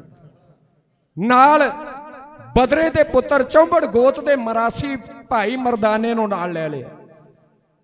ਤੁਰ ਪਏ। ਫਰੰਦੇ ਕਾਰੀਗਰ ਦੇ ਕੋਲੋਂ ਇੱਕ ਰਬਾਬ ਵਜਾਈਏ ਬਣਾਈਏ। ਇਹ ਰਬਾਬ ਦੇ ਪੈਸੇ ਬੇਬੇ ਨਾਨਕੀ ਦੇ ਕੋਲੋਂ ਦਵਾਏ ਨੇ, ਕਿਉਂਕਿ ਸਤਿਗੁਰੂ ਜੀ ਨੇ ਉੱਤਮ ਦਰਜਾ ਦਿੱਤਾ ਹੈ। ਸੋ ਕਿਉ ਮੰਦਾ ਆਖੀਏ ਜਿਤ ਜੰਮੇ ਰਾਜਾਨ। ਜਿਹੜੀ ਇਸਤਰੀ ਨੂੰ ਕਦੇ ਉਸ ਸਮੇਂ ਦੇ ਲੋਕ ਇਹ ਕਿਹਾ ਕਰਦੇ ਸਨ ਢੋਰ ਗਵਾਰ ਸ਼ੂਦਰ ਪਸ਼ੂ ਨਾਰੀ, ਜੇ ਪਾਂਚੋ ਤਾੜਨ ਕੇ ਅਧਿਕਾਰੀ, ਜਿਹਦੇ ਬਾਰੇ ਪੀਲੂ ਵਰਗਿਆਂ ਨੇ ਲਿਖ ਦਿੱਤਾ ਪੱਠ ਰਨਾਂ ਦੀ ਦੋਸਤੀ ਖੁਰੀ ਜਿਨ੍ਹਾਂ ਦੀ ਮੱਤ। ਉਸ ਇਸਤਰੀ ਨੂੰ ਉੱਚਾ ਦਰਜਾ ਦਿੰਦੇ ਆ ਸਤਿਗੁਰੂ ਜੀ ਕਹਿਣ ਲੱਗੇ ਨੇ ਸੋ ਕਿਉ ਮੰਦਾ ਆਖੀਏ ਜਿਤ ਜੰਮੇ ਰਾਜਾਨ। ਉਹਨੂੰ ਮੰਦਾ ਨਹੀਂ ਕਿਹਾ ਜਾ ਸਕਦਾ। ਇਸ ਸਿੱਖੀ ਦੇ ਪ੍ਰਚਾਰ ਦੇ ਵਿੱਚ ਸਭ ਤੋਂ ਪਹਿਲਾ ਹਿੱਸਾ ਬੇਬੇ ਨਾਨਕੀ ਨੇ ਪਾਇਆ। ਤੁਰ ਪਏ ਸਤਿਗੁਰੂ ਨਾਨਕ ਦੇਵ ਪਾਤਸ਼ਾਹ ਮਹਾਰਾਜ। ਕਈਆਂ ਦਾ ਉਧਾਰ ਕਰਦੇ ਹੋਇਆਂ ਰਸਤੇ ਵਿੱਚ ਜੋ ਕੌਤਕ ਵਰਤਾਏ ਨੇ ਮੈਂ ਸਾਰੇ ਬਿਆਨ ਨਹੀਂ ਕਰ ਸਕਦਾ। ਮੇਰੇ ਪਾਤਸ਼ਾਹ ਜੀ ਲਾਹੌਰ ਦੁਨੀ ਚੰਦ ਧੁੱਪੜ ਦੇ ਨੂੰ ਉਪਦੇਸ਼ ਦਿੰਦਿਆਂ ਹੋਇਆਂ ਮੇਰੇ ਪਾਤਸ਼ਾਹ ਸਤਿਗੁਰੂ ਸੱਚੇ ਪਾਤਸ਼ਾਹ ਜੀ ਸੈਦਪੁਰ ਦੀ ਧਰਤੀ ਤੇ ਚਲ ਗਏ। ਸੈਦਪੁਰ ਦੇ ਇਲਾਕੇ ਵਿੱਚ ਏਮਨਾਬਾਦ ਦਾ ਇੱਕ ਨਗਰ ਹੈ। ਏਮਨਾਬਾਦ ਦੇ ਵਿੱਚ ਇੱਕ ਉੱਚੀ ਅਟਾਰੀ ਦਿਸੀ ਹੈ ਸਤਿਗੁਰਾਂ ਨੂੰ, ਬੜੇ ਮਹਿਲ ਤੇ ਮਨਾਰਿਆਂ ਨੂੰਮਾ ਇਹ ਉੱਚੀ ਅਟਾਰੀ ਹੈ। ਅਟਾਰੀ ਕਿਹਾ ਜਾਂਦਾ ਹੈ ਜਿਹੜਾ ਇੱਕ ਕਮਰਾ ਹੈ ਨਾ, ਇੱਕ ਮਕਾਨ ਹੈ, ਉਹਦੇ ਉੱਤੇ ਦੂਜਾ ਪਾ ਦਈਏ ਉਹ ਚੁਬਾਰਾ, ਤੇ ਜਦੋਂ ਤੀਜਾ ਬਣ ਜਾਵੇ ਉਹ ਅਟਾਰੀ ਕਿਹਾ ਜਾਂਦਾ ਹੈ। ਇਹ ਮਹਿਲ ਨੂੰਮਾ ਅਟਾਰੀ ਸੀ। ਇੱਥੋਂ ਦੇ ਇਲਾਕੇ ਦਾ ਹਾਕਮ ਹੈ ਜ਼ਾਲਮ ਖਾਨ। ਇਹ ਹੈ ਵੀ ਬੜਾ ਜ਼ਾਲਮ ਹੈ, ਇਹਦਾ ਨਾਂ ਵੀ ਜ਼ਾਲਮ ਹੈ। ਇਹਦਾ ਸਾਜਿਆ ਹੋਇਆ, ਇਹਦਾ ਥਾਪਿਆ ਹੋਇਆ ਇੱਕ ਹਾਕਮ ਇਥੋਂ ਦਾ ਚੌਧਰੀ, ਉਹਦਾ ਨਾਂ ਹੈ ਮਲਕ ਭਾਗੋ। ਮਲਕ ਭਾਗੋ ਦੀ ਇਹ ਅਟਾਰੀ ਹੈ। ਜਿਹੜੇ ਦਿਨਾਂ ਵਿੱਚ ਪਾਤਸ਼ਾਹ ਜੀ ਆਏ ਸਨ ਉਹ ਦਿਨ ਸਰਾਧਾਂ ਦੇ ਸਨ। ਇੱਥੇ ਕਈ ਤਰ੍ਹਾਂ ਦੇ ਪਕਵਾਨ ਪੱਕ ਰਹੇ ਨੇ। ਮੇਰੇ ਪਾਤਸ਼ਾਹ ਨੇ ਉਧਰ ਨੂੰ ਤੱਕਿਆ ਤੱਕ ਨਹੀਂ, ਕਿਉਂਕਿ ਪਾਤਸ਼ਾਹ ਜੀ ਕਹਿੰਦੇ ਨੇ ਬਾਬਾ ਹੋਰ ਖਾਣਾ ਖੁਸ਼ੀ ਖੁਆਰ, ਜਿਤ ਖਾਦੇ ਤਨ ਪੀੜੀਏ ਮਨ ਵਿੱਚ ਚਲੇ ਵਿਕਾਰ। ਜਿਹੜੇ ਖਾਣ ਦੇ ਨਾਲ ਮਨ ਵਿੱਚ ਵਿਕਾਰ ਆਉਂਦੇ ਨੇ ਉਹ ਭੋਜਨ ਵੀ ਜਿਹੜਾ ਹੈ ਉਹ ਪ੍ਰਮਾਤਮਾ ਨਾਲੋਂ ਤੋੜ ਦਿੰਦਾ, ਉਹ ਭੋਜਨ ਵੀ ਜ਼ਹਿਰ ਬਰਾਬਰ ਹੋਇਆ ਕਰਦਾ ਹੈ। ਹੁਣ ਸਤਿਗੁਰੂ ਜੀ ਪਹੁੰਚੇ ਕਿੱਥੇ ਨੇ? ਪਹਿਲਾਂ ਘਰੇ ਆਪਣੇ ਲਾਲੋ ਦੇ ਢੱਠੀ ਹੋਈ ਜਿਸ ਦੀ ਕੁੱਲੀ ਸੀ, ਟੁੱਟਾ ਜਿਹਾ ਇੱਕ ਮੰਜਾ ਤੇ ਇੱਕ ਪਾਟੀ ਹੋਈ ਜੁੱਲੀ ਸੀ, ਇੱਕ ਤੇਸਾ ਤੇ ਇੱਕ ਆਰੀ ਸੀ, ਇੱਕ ਥਾਲੀ ਤੇ ਇੱਕ ਬਾਟੀ ਸੀ, ਬੁੱਕ ਲੀਰਾ ਲਮਕਣ ਤਾਨੇ ਉੱਤੇ ਤੇ ਪੱਗ ਵੀ ਸਿਰ ਦੀ ਪਾਟੀ ਸੀ। ਜਾਂ ਬੂਹੇ ਉੱਤੇ ਬਾਬੇ ਨੇ ਸੀ 7 ਕਰਤਾਰ ਬੁਲਾ ਦਿੱਤੀ, ਆ ਭੂਰੀ ਲਾ ਕੇ ਮੋਢੇ ਤੋਂ ਸੱਕਾਂ ਦੇ ਉੱਪਰ ਵਿਛਾ ਦਿੱਤੀ। ਜਿਹੜੀ ਮੋਢੇ ਤੇ ਖੇਸੀ ਸੀ ਨਾ ਲਾ ਕੇ ਸੱਕਾਂ ਤੇ ਵਿਛਾ ਦਿੱਤੀ। ਸੱਕਾਂ ਦਾ ਢੇਰ ਲੱਗਿਆ ਹੋਇਆ ਸੀ। ਭਾਈ ਲਾਲੋ ਨੂੰ ਆਵਾਜ਼ ਮਾਰੀ, ਲਾਲੋ ਉਹ ਭਾਈ ਲਾਲੋ ਬਾਹਰ ਆ। ਭਾਈ ਲਾਲੋ ਨੇ ਅੱਜ ਤੱਕ ਭਾਈ ਲਾਲੋ ਸ਼ਬਦ ਨਹੀਂ ਸੀ ਸੁਣਿਆ। ਜਦੋਂ ਕੋਈ ਗਰੀਬ ਨੂੰ ਆਵਾਜ਼ ਮਾਰਦਾ ਹੈ ਨਾ, ਉਹ ਇਹ ਕਹਿ ਕੇ ਮਾਰਦਾ ਹੈ, ਭਾਈ ਕਹਿ ਕੇ ਕੋਈ ਵਿਰਲਾ ਹੀ ਹੈ ਐਡਾ ਮਿੱਠ ਬੋਲੜਾ। ਹੁਣ ਭਾਈ ਲਾਲੋ ਨੇ ਭਾਈ ਲਾਲੋ ਸ਼ਬਦ ਸੁਣਿਆ। ਭਾਈ ਲਾਲੋ ਸੋਚਦਾ, ਕਹਿੰਦਾ ਕੌਣ ਐਡਾ ਮਿੱਠ ਬੋਲੜਾ ਆ ਗਿਆ ਜਿਹਨੇ ਮੈਨੂੰ ਭਾਈ ਲਾਲੋ ਕਹਿ ਕੇ ਆਵਾਜ਼ ਮਾਰੀ ਏ। ਬਾਹਰ ਆਇਆ ਏ। ਜਦੋਂ ਬਾਹਰ ਆਇਆ, ਸਤਿਗੁਰਾਂ ਨੂੰ ਵੇਖਿਆ, ਨਦਰੀ ਨਦਰ ਨਿਹਾਲ ਹੋ ਗਿਆ ਤੇ ਸਤਿਗੁਰੂ ਸੱਚੇ ਪਾਤਸ਼ਾਹ ਮਹਾਰਾਜ ਜੀ ਦੇ ਵੱਲੇ ਵੇਖ ਕੇ ਹੱਥ ਜੋੜ ਕੇ ਕਹਿਣ ਲੱਗਾ, ਹੱਥ ਜੋੜ ਕੇ ਲਾਲੋ, ਕਿਆ ਬਾਬਾ ਸ਼ੁਕਰ ਹੈ ਮੇਰੇ ਆਏ ਜੇ। ਉਹ ਉੱਚੀਆਂ ਸਾਢੇ ਟਾਰੀਆਂ ਨੂੰ ਆ ਚਰਨ ਕੁੱਲੀ ਵਿੱਚ ਪਾਏ ਜੇ। ਜਗ ਲੱਗਾ ਉਧਰ ਭਾਗੋ ਦੇ ਤੇ ਰੰਗ ਬਰੰਗੇ ਖਾਣੇ ਨੇ, ਮੇਰੇ ਕੋਲ ਹੋ ਕੇ ਹੰਝੂ ਤੇ ਆ ਭੁੱਜੇ ਹੋਏ ਦਾਣੇ ਨੇ। ਉਧਰ ਤੇ ਦੁੱਧ ਮਲਾਈਆਂ ਨੇ, ਇੱਥੇ ਨਾ ਮਿਲਦਾ ਡੋਕਾ ਏ। ਉਧਰ ਪਿਆ ਸ਼ਰਬਤ ਚੱਲਦਾ ਏ, ਮੇਰੇ ਕੋਲ ਪਾਣੀ ਫੋਕਾ ਏ। ਉਧਰ ਪੇ ਪੂੜੇ ਪੱਕਦੇ ਨੇ, ਮੇਰੇ ਕੋਲ ਮੱਡਲ ਦੀ ਰੋਟੀ ਏ। ਤਕਦੀਰ ਭਾਗੋ ਦੀ ਚੰਗੀ ਏ ਤੇ ਮੇਰੀ ਕਿਸਮਤ ਖੋਟੀ ਏ। ਉਹਦੇ ਮਹਿਲੀ ਜਗਣ ਪਏ, ਸ਼ਮਾਦਾਨ ਕਫੂਰਦੇ ਨੇ, ਪਰ ਮਿੱਟੀ ਦੇ ਦੀਵੇ ਨੂੰ ਆ ਨੈਣ ਦੋ ਮੇਰੇ ਝੂਰਦੇ ਨੇ। ਜੇ ਇਹ ਗੱਲਾਂ ਮਨਜ਼ੂਰ ਤੈਨੂੰ ਤਾਂ ਆ ਜੀ ਸਦਕੇ ਆ ਬਾਬਾ, ਬੈ ਉਮਰ ਸਾਰੀ ਇਸ ਕੁੱਲੀ ਵਿੱਚ ਪਿਆ ਮਸਤ ਰਬਾਬ ਵਜਾ ਬਾਬਾ। ਮਿੱਠ ਬੋਲਾ ਮਾਹੀ ਇਹ ਸੁਣ ਕੇ ਹੱਸਦੇ ਬੁੱਲਾਂ ਚੋਂ ਹੱਸ ਪਿਆ। ਮਾਨੋ ਔੜੀ ਹੋਈ ਧਰਤੀ ਤੇ ਮੀਂਹ ਰਹਿਮਤ ਵਾਲਾ ਵਸ ਪਿਆ। ਕਿਹਾ ਤੇਰੇ ਫੋਕੇ ਪਾਣੀ ਨੂੰ ਮੈਂ ਅੰਮ੍ਰਿਤ ਕਰਕੇ ਜਾਣਾਗਾ ਤੇ ਮੱਡਲ ਤੇਰਾ ਦੁੱਧ ਸਮਝਾ, ਕੁੱਲੀ ਵਿੱਚ ਮੌਜਾਂ ਮਾਣਾਗਾ। ਫਿਰ ਸਤਿਗੁਰੂ ਸੱਚੇ ਪਾਤਸ਼ਾਹ ਮਹਾਰਾਜ ਜੀ ਨੇ ਇੱਥੇ ਮਲਕ ਭਾਗੋ ਵਰਗਿਆਂ ਦਾ ਹੰਕਾਰ ਤੋੜਿਆ। ਗਰੀਬ ਨਵਾਜ ਪਾਤਸ਼ਾਹ ਅਗੇਰੇ ਤੁਰੇ, ਸੱਚ ਦਾ ਉਪਦੇਸ਼ ਦਿੰਦੇ ਹੋਏ ਜਦੋਂ ਦੂਜੀ ਵਾਰ ਇੱਥੇ ਪਹੁੰਚੇ ਨੇ, ਉਦੋਂ ਸਮਾਂ ਸੀ 1521 ਦਾ। ਅੱਜ ਫੇਰ ਸਤਿਗੁਰੂ ਸੱਚੇ ਪਾਤਸ਼ਾਹ ਦੂਜੀ ਵਾਰ ਏਮਨਾਬਾਦ ਦੀ ਧਰਤੀ ਤੇ ਆਏ, ਲੰਮੇ ਸਮੇਂ ਬਾਅਦ। ਪਰ ਬਾਹਰ ਰੋੜਾਂ ਤੇ ਵਿਛਾਈ ਕੀਤੀ ਏ। ਜਦੋਂ ਭਾਈ ਲਾਲੋ ਨੂੰ ਇਸ ਗੱਲ ਦਾ ਪਤਾ ਲੱਗਾ ਕਿ ਪਹਿਲੀ ਵਾਰ ਸਤਿਗੁਰੂ ਜੀ ਆਏ, ਸਿੱਧੇ ਮੇਰੇ ਘਰ ਵਿੱਚ ਆਏ, ਅੱਜ ਬਾਹਰ ਰੋੜਾਂ ਦੀ ਵਿਛਾਈ ਤੇ ਬੈਠੇ ਹੋਏ ਨੇ, ਤੇ ਭਾਈ ਲਾਲੋ ਮਨ ਦੇ ਵਿੱਚ ਸੋਚਦਾ, ਕਹਿੰਦਾ ਮੇਰੀ ਸੇਵਾ ਤੋਂ ਸਤਿਗੁਰੂ ਜੀ ਪ੍ਰਸੰਨ ਨਹੀਂ ਹੋਏ ਤਾਂ ਮੇਰੇ ਗਰੀਬ ਦੇ ਘਰ ਵਿੱਚ ਨਹੀਂ ਆਏ ਨੇ। ਨੰਗੇ ਪੈਰੀ ਭੱਜਾ ਗਿਆ ਏ, ਜਿੱਥੇ ਸਤਿਗੁਰੂ ਜੀ ਆ ਕੇ ਬੈਠੇ ਹੋਏ ਨੇ, ਮੇਰੇ ਪਾਤਸ਼ਾਹ ਦੇ ਸਨਮੁਖ ਗਿਆ, ਆਪਣਾ ਮਸਤਕ ਸਤਿਗੁਰਾਂ ਦੇ ਚਰਨਾਂ ਵਿੱਚ ਰੱਖਿਆ ਏ। ਰੋ ਰੋ ਕੇ ਸਤਿਗੁਰਾਂ ਨੂੰ ਕਹਿਣ ਲੱਗਾ, ਸਤਿਗੁਰੂ ਜੀ ਮੇਰੀ ਸੇਵਾ ਦੇ ਵਿੱਚ ਕੋਈ ਕਮੀ ਰਹਿ ਗਈ ਜੋ ਅੱਜ ਇੱਥੇ ਰੋੜਾਂ ਤੇ ਬੈਠਣਾ ਤੇ ਪਸੰਦ ਕਰ ਲਿਆ, ਮੇਰੇ ਗਰੀਬ ਦੇ ਘਰ ਵਿੱਚ ਨਹੀਂ ਗਏ। ਸਤਿਗੁਰੂ ਜੀ ਕਹਿੰਦੇ, ਨਹੀਂ ਭਾਈ ਲਾਲੋ, ਸੱਚ ਪੁੱਛੇ ਤਾਂ ਅਸੀਂ ਤੈਨੂੰ ਯਾਦ ਕਰ ਰਹੇ ਸੀ। ਆ ਬੈਠ ਸਾਡੇ ਸਾਹਮਣੇ ਬਹਿ, ਅੱਜ ਤੇਰੇ ਨਾਲ ਕੁਝ ਵਿਚਾਰਾਂ ਕਰਨੀਆਂ ਨੇ। ਭਾਈ ਲਾਲੋ ਸਤਿਗੁਰਾਂ ਦੇ ਸਨਮੁਖ ਬੈਠੇ। ਗਰੀਬ ਨਵਾਜ ਪਾਤਸ਼ਾਹ ਮਹਾਰਾਜ ਜੀ ਮੁਸਕਰਾ ਰਹੇ ਨੇ, ਕਹਿਣ ਲੱਗੇ, ਲਾਲੋ ਸੁਣਾ ਤੇਰੇ ਇਲਾਕੇ ਦਾ ਕੀ ਹਾਲ ਹੈ, ਕਿਵੇਂ ਦਾ ਹਾਕਮਾਂ ਦਾ ਵਰਤੀਰਾ, ਇੱਥੋਂ ਦਾ ਕੀ ਹਾਲ ਹੈ ਤੇਰੇ ਏਮਨਾਬਾਦ ਦਾ। ਇਹ ਸੁਣਦੇ ਅਸਾਰ ਭਾਈ ਲਾਲੋ ਦੀਆਂ ਅੱਖਾਂ ਵਿੱਚ ਹੰਝੂ ਆ ਗਏ, ਮਨ ਭਰਿਆ ਗਿਆ ਏ। ਭਰੇ ਹੋਏ ਮਨ ਦੇ ਨਾਲ ਆਪਣੇ ਏਮਨਾਬਾਦ ਦੇ ਇਲਾਕੇ ਦਾ ਹਾਲ ਗੁਰੂ ਨਾਨਕ ਸਾਹਿਬ ਮਹਾਰਾਜ ਜੀ ਨੂੰ ਜਿਵੇਂ ਦੱਸ ਰਿਹਾ ਮਧੂ ਸ਼ਾਂਗੀਏ ਦਾ ਢਾਡੀ ਜਤਾ ਹੈ, ਇਉਂ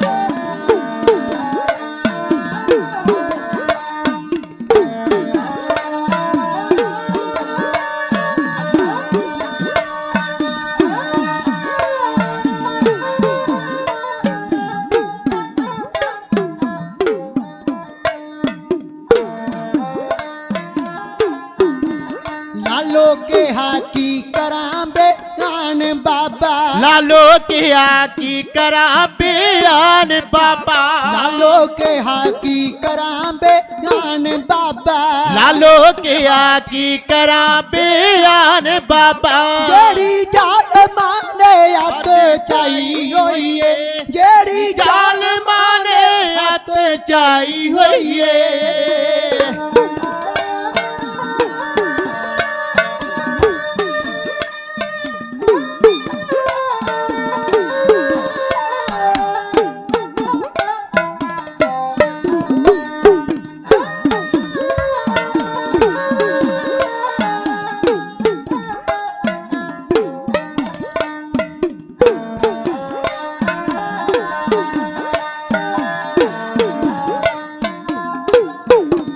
ਪਰਜਾ ਨਾਲ ਮਨ ਮਰਜੀ ਕਰਨ ਪਾਪੀ ਪਰਜਾ ਨਾਲ ਮਨ ਮਰਜ਼ੀਆਂ ਕਰਨ ਪਾਪੀ ਪਰਜਾ ਨਾਲ ਮਨ ਮਰਜ਼ੀਆਂ ਕਰਨ ਪਾਪੀ ਪਰਜਾ ਨਾਲ ਮਨ ਮਰਜ਼ੀਆਂ ਕਰਨ ਪਾਪੀ ਪਰਜਾ ਨਾਲ ਮਨ ਮਰਜ਼ੀਆਂ ਕਰਨ ਪਾਪੀ ਨਾ ਰੱਬ ਦੀ ਹੋਂਦ ਭਲਾਈ ਹੋਈ ਏ ਨਾ ਰੱਬ ਦੀ ਹੋਂਦ ਭਲਾਈ ਹੋਈ ਏ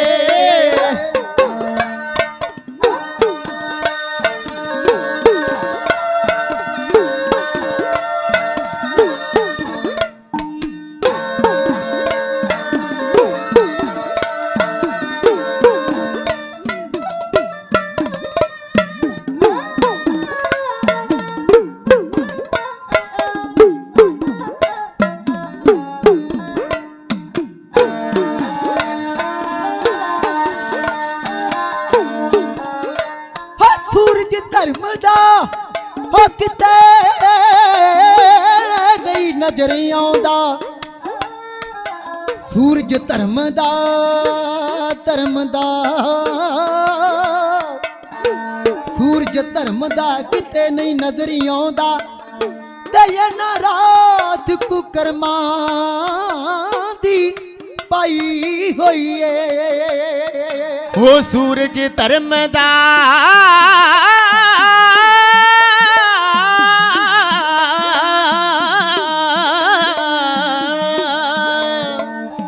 ਸੂਰਜ ਧਰਮ ਦਾ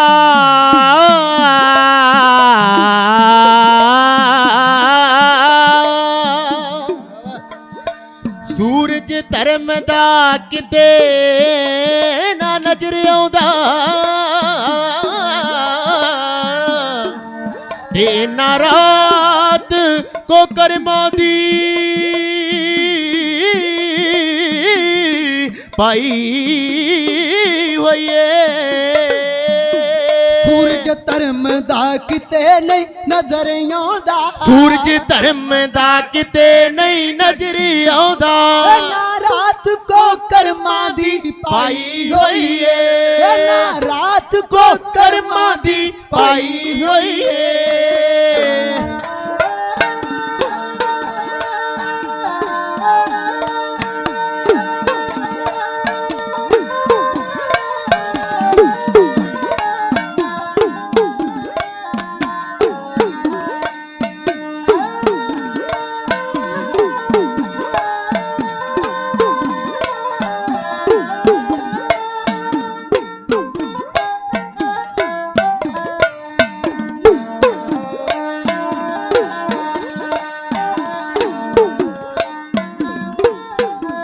ਸਤ ਛੱਡਦੇ ਨਹੀਂ ਸਤਵੰਤੀਆਂ ਦਾ ਸਤ ਛੱਡਦੇ ਨਹੀਂ ਸਤਵੰਤੀਆਂ ਦਾ ਸਤ ਛੱਡਦੇ ਨਹੀਂ ਸਤਵੰਤੀਆਂ ਦਾ ਸਤ ਛੱਡਦੇ ਨਹੀਂ ਸਤਵੰਤੀਆਂ ਦਾ ਤੇ ਗਰੀਬਾਂ ਦੀ ਰਾਤ ਸਕਾਈ ਹੋਈ ਏ ਤੇ ਗਰੀਬਾਂ ਦੀ ਰਾਤ ਸਕਾਈ ਹੋਈ ਏ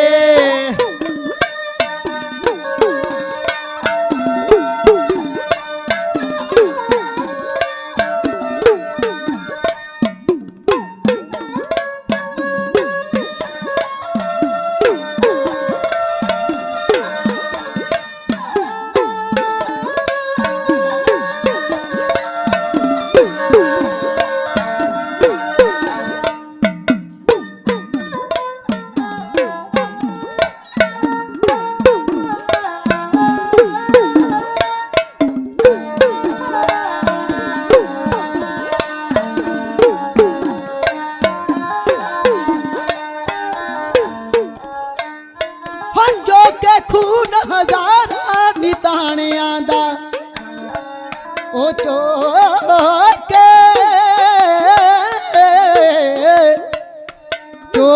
ਖੂਨ ਹਜ਼ਾਰਾਂ ਨਿਤਾਣਿਆਂ ਦਾ ਉਹ ਚੋਕੇ ਖੂਨ ਹਜ਼ਾਰਾਂ ਨਿਤਾਣਿਆਂ ਤੇ ਸੁਰਖੀ ਬੁੱਲਾਂ ਤੇ ਡਾਡਿਆਂ ਲਾਈ ਹੋਈ ਏ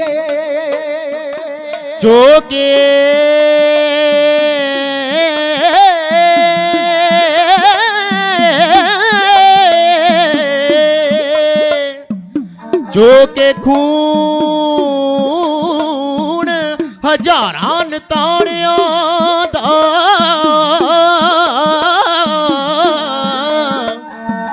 ਜੋ ਕੇ ਖੂਨ ਹਜ਼ਾਰਾਂ ਨਤਾਣਿਆਂ ਦਾ ਤੇ ਸੁਰਖੀ ਬੁੱਲਾਂ ਤੇ ਡਾਡੀਆਂ ਲਾਈ ਹੋਈ ਏ ਜੋ ਕੇ ਖੂਨ ਹਜ਼ਾਰਾਂ ਤਾਣਿਆਂ ਦਾ ਜੋ ਕੇ ਖੂਨ ਹਜ਼ਾਰਾਂ ਤਾਣਿਆਂ ਦਾ ਸੁਰਖੀ ਬੁੱਲਾਂ ਤੇ ਡਾਡੀਆਂ ਲਾਈ ਹੋਈ ਏ ਸੁਰਖੀ ਬੁੱਲਾਂ ਤੇ ਡਾਡੀਆਂ ਲਾਈ ਹੋਈ ਏ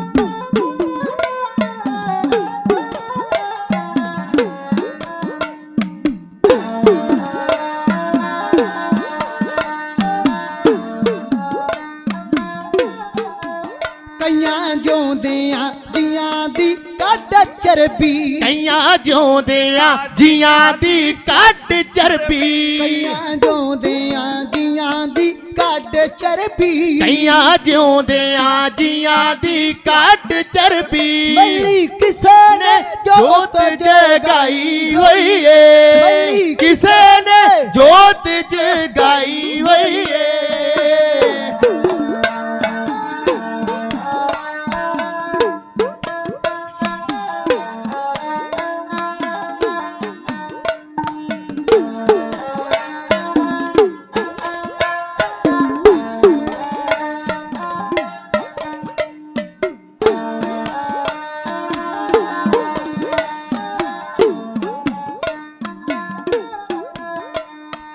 ਹਟਾਣੋ ਸਤ ਸ਼ੈਤਾਨ ਦੀ ਆਤਮਾ ਹੀ ਜਾਨੋ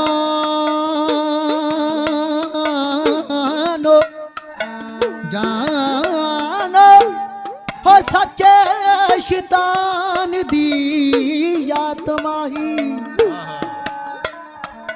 ਜਾਣੋ ਸੱਚ ਸ਼ੈਤਾਨ ਦੀ ਹੋ ਆਤਮਾ ਹੀ ਤੇ ਇਹਨਾਂ ਹਾਕਮਾਂ ਵਿੱਚ ਸਮਾਈ ਹੋਈ ਏ ਜਾਣੋ ਜਾਣੋ ਜਾਣੋ ਜਾਣੋ ਜਾਣੋ ਜਾਣੋ ਜਾਣੋ ਜਾਣੋ ਸੱਚ ਸ਼ੈਤਾਨ ਦੀ ਆਤਮਾ ਹੀ ਜਾਣੋ ਸੱਚ ਸ਼ੈਤਾਨ ਦੀ ਆਤਮਾ ਹੀ ਤੇ ਇਹਨਾਂ ਹਾਕਮਾਂ ਵਿੱਚ ਸਮਾਈ ਹੋਈ ਏ ਜਾਣੋ ਸੱਚ ਸ਼ੈਤਾਨ ਦੀ ਆਤਮਾ ਹੀ ਜਾਣੋ ਸੱਚ ਸ਼ੈਤਾਨ ਦੀ ਆਤਮਾ ਹੀ ਇਹਨਾਂ ਹਾਕਮਾਂ ਵਿੱਚ ਸਮਾਈ ਹੋਈ ਏ ਹਾਕਮਾਂ ਵਿੱਚ ਸਮਾਈ ਹੋਈ ਏ ਹਾਕਮਾਂ ਵਿੱਚ ਸਮਾਈ ਹੋਈ ਏ ਹੋ ਜਾਣੋ ਸੱਚ ਸ਼ੈਤਾਨ ਦੀ ਆਤਮਾ ਹੀ ਇਹਨਾਂ ਹਾਕਮਾਂ ਵਿੱਚ ਸਮਾਈ ਹੋਈ ਹੈ। ਭਾਈ ਲਾਲੋ ਦੱਸ ਰਿਹਾ ਹੈ, ਅੱਖਾਂ ਦੇ ਵਿੱਚੋਂ ਹੰਝੂ ਕਹਿ ਰਹੇ ਨੇ। ਗੁਰੂ ਨਾਨਕ ਸਾਹਿਬ ਮਹਾਰਾਜ ਜੀ ਸੁਣ ਰਹੇ ਨੇ। ਗੁਆਂਢੀ ਦਾ ਪੁੱਤਰ ਮਰਦਾ ਹੋਵੇ, ਆਪਣਾ ਪੁੱਤਰ ਘਰ ਵਿੱਚ ਆਰਾਮ ਨਾਲ ਸੁੱਤਾ ਪਿਆ ਹੈ, ਭੋਰਾ ਫਰਕ ਨਹੀਂ ਪੈਂਦਾ ਹੈ। ਮਰ ਰਿਹਾ ਹੈ ਤੇ ਗੁਆਂਢੀ ਦਾ ਮਰ ਰਿਹਾ, ਸਾਡਾ ਤੇ ਆਰਾਮ ਨਾਲ ਸੁੱਤਾ ਹੋਇਆ ਹੈ, ਸਾਨੂੰ ਕੀ ਲੱਗੇ। ਪਰ ਜਦੋਂ ਆਪਣੇ ਤੇ ਬਣਦੀ ਹੈ ਫੇਰ ਪਤਾ ਲੱਗਦਾ ਕੀ ਭਾਅ ਵਿਕਦੀ ਹੈ। ਜਦੋਂ ਗਵਾਂਢੀ ਦੇ ਘਰ ਨੂੰ ਅੱਗ ਲੱਗੀ ਹੋਵੇ ਨਾ, ਅਸੀਂ ਕਹਿੰਦੇ ਆ ਬਸੰਤਰ ਦੇਵਤਾ ਜੋਬਨ ਤੇ ਆਇਆ ਹੋਇਆ ਹੈ। ਜਦੋਂ ਹਵਾ ਦਾ ਰੁਖ ਬਦਲਦਾ ਹੈ ਉਹੀ ਅੱਗ ਸਾਡੇ ਘਰ ਨੂੰ ਸਾੜ ਕੇ ਸੁਆਹ ਕਰ ਦਿੰਦੀ ਹੈ। ਫਿਰ ਅਸੀਂ ਕਹਿੰਦੇ ਆ ਰੱਬ ਦਾ ਕਹਿਰ ਹੋ ਗਿਆ, ਅੱਗ ਨੇ ਸਾਰਾ ਕੁਝ ਸਾੜ ਕੇ ਸੁਆਹ ਕਰ ਦਿੱਤਾ ਹੈ। ਜਦੋਂ ਕਿਸੇ ਘਰ ਲੱਗੀ ਉਹ ਬਸੰਤਰ ਦੇਵਤਾ, ਜਦੋਂ ਆਪਣੇ ਘਰ ਲੱਗੀ ਤੇ ਉਹ ਕਹਿਰਵਾਨ ਹੋ ਗਈ। ਸਾਡਾ ਸੁਭਾਅ ਅੱਜ ਐਵੇਂ ਦਾ ਹੋ ਗਿਆ। ਦੂਜੇ ਦਾ ਦਰਦ ਦਰਦ ਹੈ, ਆਪਣਾ ਦਰਦ ਦਰਦ ਹੈ, ਦੂਜੇ ਦਾ ਦਰਦ ਮਜ਼ਾਕ ਬਣ ਜਾਂਦਾ ਹੈ। ਅੱਜ ਅਸੀਂ ਵੇਖਦੇ ਹਾਂ ਕਈ ਵਾਰ ਇਸ ਤਰ੍ਹਾਂ ਹੋਇਆ ਕਰਦਾ ਹੈ, ਰਸਤੇ ਵਿੱਚ ਜਾਂਦਿਆਂ ਹੋਇਆਂ ਕੋਈ ਅਣਹੋਣੀ ਘਟਨਾ ਵਾਪਰ ਜਾਵੇ ਨਾ, ਬੜੀ ਵਾਰ ਇਹੋ ਜਿਹਾ ਵੇਖਣ 'ਚ ਮਿਲਦਾ ਹੈ। ਸਾਡਾ ਮਾਹੌਲ ਐਵੇਂ ਦਾ ਬਣਦਾ ਹੈ, ਕਿਸੇ ਦੀ ਮਦਦ ਕਰਨ ਦੀ ਬਜਾਏ ਫਿਰ ਅਸੀਂ ਮੋਬਾਈਲ ਫੋਨ ਕੱਢਦੇ ਹਾਂ ਤੇ ਉਹਦੀ ਵੀਡੀਓ ਬਣਾਉਣੀ ਸ਼ੁਰੂ ਕਰ ਦਿੰਦੇ ਹਾਂ ਤੇ ਉਹਨੂੰ ਵਾਇਰਲ ਕਰਕੇ ਇੰਟਰਨੈਟ ਦੇ ਉੱਤੇ ਤੇ ਫਿਰ ਅਸੀਂ ਕਹਿ ਦਿੰਦੇ ਆ ਭਾਣਾ ਵਾਪਰਿਆ, ਇਹਨੂੰ ਵੱਧ ਤੋਂ ਵੱਧ ਸ਼ੇਅਰ ਕਰ ਦਿਓ। ਹੁਣ ਕੋਈ ਸਿਆਣਾ ਪੁੱਛਣ ਵਾਲਾ ਹੋਵੇ ਵੀ ਜਦੋਂ ਇਹ ਭਾਣਾ ਵਾਪਰਿਆ ਸੀ ਤੈਨੂੰ ਇਹਨਾਂ ਤੇ ਪਤਾ ਲੱਗ ਗਿਆ ਕਿ ਤੂੰ ਵੀਡੀਓ ਬਣਾਉਣੀ ਹੈ, ਤੈਨੂੰ ਇਹ ਸਮਝ ਕਿਉਂ ਨਾ ਆਈ ਕਿ ਤੂੰ ਕਿਸੇ ਦੀ ਮਦਦ ਵੀ ਕਰਨੀ ਹੈ? ਕਿਉਂਕਿ ਦਰਦ ਦੂਜੇ ਦਾ ਜਿਹੜਾ ਹੈ ਉਹ ਸਾਨੂੰ ਨਹੀਂ ਨਾ ਹੋਇਆ ਹੈ। ਸਾਡਾ ਦਰਦ ਤੇ ਸਾਨੂੰ ਸਮਝ ਵਿੱਚ ਆਉਂਦਾ ਹੈ, ਦੂਜੇ ਦਾ ਦਰਦ ਨਹੀਂ ਆਉਂਦਾ। ਅੱਜ ਤਕਰੀਬਨ ਹਰ ਇੱਕ ਸਟੇਟ ਵਿੱਚ ਇਹ ਗੱਲ ਹੋ ਚੁੱਕੀ ਹੈ, ਇਕੱਲੇ ਪੰਜਾਬ ਦੀ ਨਹੀਂ, ਪਰ ਪੰਜਾਬ ਦੇ ਵਿੱਚ ਅਸੀਂ ਰਹਿੰਦੇ ਹਾਂ, ਸ਼ਾਇਦ ਸਾਨੂੰ ਲੱਗਦਾ ਹੈ ਕਿ ਪੰਜਾਬ ਦੇ ਵਿੱਚ ਬਹੁਤ ਜ਼ਿਆਦਾ ਹੈ। ਘਰ ਦੇ ਵਿੱਚ ਨਸ਼ੇ ਵੜ ਗਏ, ਗੁਰਸਿੱਖੀ ਤੋਂ ਦੂਰ ਹੋ ਗਏ। ਅਸੀਂ ਕਹਿੰਦੇ ਅਸੀਂ ਗੁਰੂ ਨਾਨਕ ਸਾਹਿਬ ਦੇ ਸਿੱਖ ਹਾਂ। ਤੇ ਮੈਂ ਕਈ ਵਾਰ ਇਹ ਬੇਨਤੀ ਕਰਦਾ ਹੁੰਦਾ, ਭਲਿਓ ਲੋਕੋ ਕਿਤੇ ਇੱਕ ਵਾਰੀ ਮੈਨੂੰ ਦੱਸ ਦਿਓ, ਸ਼ਾਇਦ ਮੈਂ ਵੀ ਕਿਤੇ ਪੜ੍ਹ ਲਵਾਂ। ਗੁਰੂ ਨਾਨਕ ਸਾਹਿਬ ਨੇ ਕਿੱਥੇ ਦੱਸਿਆ ਸੀ ਕਿ ਅਸੀਂ ਨਸ਼ੇ ਕਰਨੇ ਆ? ਗੁਰੂ ਨਾਨਕ ਸਾਹਿਬ ਮਹਾਰਾਜ ਜੀ ਨੇ ਕਿੱਥੇ ਆਖਿਆ ਸੀ ਅਸੀਂ ਕਿਸੇ ਦਾ ਹੱਕ ਮਾਰਨਾ ਹੈ? ਗੁਰੂ ਨਾਨਕ ਸਾਹਿਬ ਮਹਾਰਾਜ ਜੀ ਨੇ ਜਿਹੜੀਆਂ ਕੁਰੀਤੀਆਂ ਦੇ ਨਾਲ ਅੱਜ ਅਸੀਂ ਜੁੜੇ ਆ, ਕਿਤੇ ਤੇ ਦੱਸੋ ਗੁਰੂ ਨਾਨਕ ਸਾਹਿਬ ਮਹਾਰਾਜ ਜੀ ਨੇ ਇਹਨਾਂ ਬਾਰੇ ਸਾਨੂੰ ਕਿਹਾ ਹੋਵੇ? ਲੋਕਾਂ ਦੀਆਂ ਧੀਆਂ ਭੈਣਾਂ ਦੇ ਵੱਲੇ ਮੈਲੀ ਨਜ਼ਰ ਦੇ ਨਾਲ ਵੇਖਣਾ ਤੇ ਕਹਿਣਾ ਅਸੀਂ ਗੁਰੂ ਨਾਨਕ ਸਾਹਿਬ ਮਹਾਰਾਜ ਜੀ ਦੇ ਸਿੱਖ ਹਾਂ। ਕਿਸੇ ਦੇ ਨਾਲ ਧੋਖਾ ਕਰਨਾ, ਠੱਗੀ ਮਾਰਨੀ, ਫਰੇਬ ਕਰਨਾ ਤੇ ਕਹਿਣਾ ਗੁਰੂ ਨਾਨਕ ਸਾਹਿਬ ਮਹਾਰਾਜ ਜੀ ਦੇ ਸਿੱਖ ਹਾਂ। ਸਤਿਗੁਰਾਂ ਨੇ ਸਾਨੂੰ ਸਰਬੱਤ ਦਾ ਭਲਾ ਮੰਗਣਾ ਦੱਸਿਆ ਸੀ ਤੇ ਕਈ ਵਾਰ ਅਸੀਂ ਗੁਰੂ ਘਰ ਵਿੱਚ ਜਾਂਦੇ ਆ ਨਾ, ਗੁਰੂ ਗ੍ਰੰਥ ਸਾਹਿਬ ਮਹਾਰਾਜ ਜੀ ਦੇ ਸਾਹਮਣੇ ਖਲੋ ਕੇ ਰੁਪਈਏ 10 ਗੋਲਕ ਚ ਪਾ ਕੇ ਤੇ ਫਿਰ ਗੁਰੂ ਸਾਹਿਬ ਦੇ ਚਰਨਾਂ ਵਿੱਚ ਅਰਦਾਸ ਕਰਦੇ ਆ। ਤੇ ਸਾਡੀ ਅਰਦਾਸ ਪਤਾ ਕੀ? ਕਿਉਂਕਿ ਅਸੀਂ ਸਵਾਰਥੀ ਹੋ ਗਏ। ਅਸੀਂ ਕਹਿੰਦੇ ਆ ਸੱਚੇ ਪਾਤਸ਼ਾਹ ਮੈਨੂੰ ਆਹ ਮਿਲ ਜਾਵੇ, ਮੈਨੂੰ ਆਹ ਕੁਝ ਮਿਲ ਜਾਵੇ, ਮੈਨੂੰ ਕੋਠੀ ਮਿਲੇ, ਕਾਰ ਮਿਲੇ, ਮੇਰੇ ਪੁੱਤ ਨੂੰ ਨੌਕਰੀ ਮਿਲ ਜੇ, ਪੁੱਤ ਵਿਦੇਸ਼ ਵਿੱਚ ਚਲਿਆ ਜਾਵੇ। ਤੇ ਗੁਰੂ ਦੀ ਕਿਰਪਾ ਦੇ ਨਾਲ ਇਹ ਸਾਰਾ ਕੁਝ ਮਿਲਦਾ ਵੀ ਹੈ, ਕਿਉਂਕਿ ਮੰਗਣਾ ਤੇ ਗੁਰੂ ਦੇ ਕੋਲੋਂ ਆ। ਮੰਗੋ ਜੀ ਸਦਕੇ ਮੰਗੋ।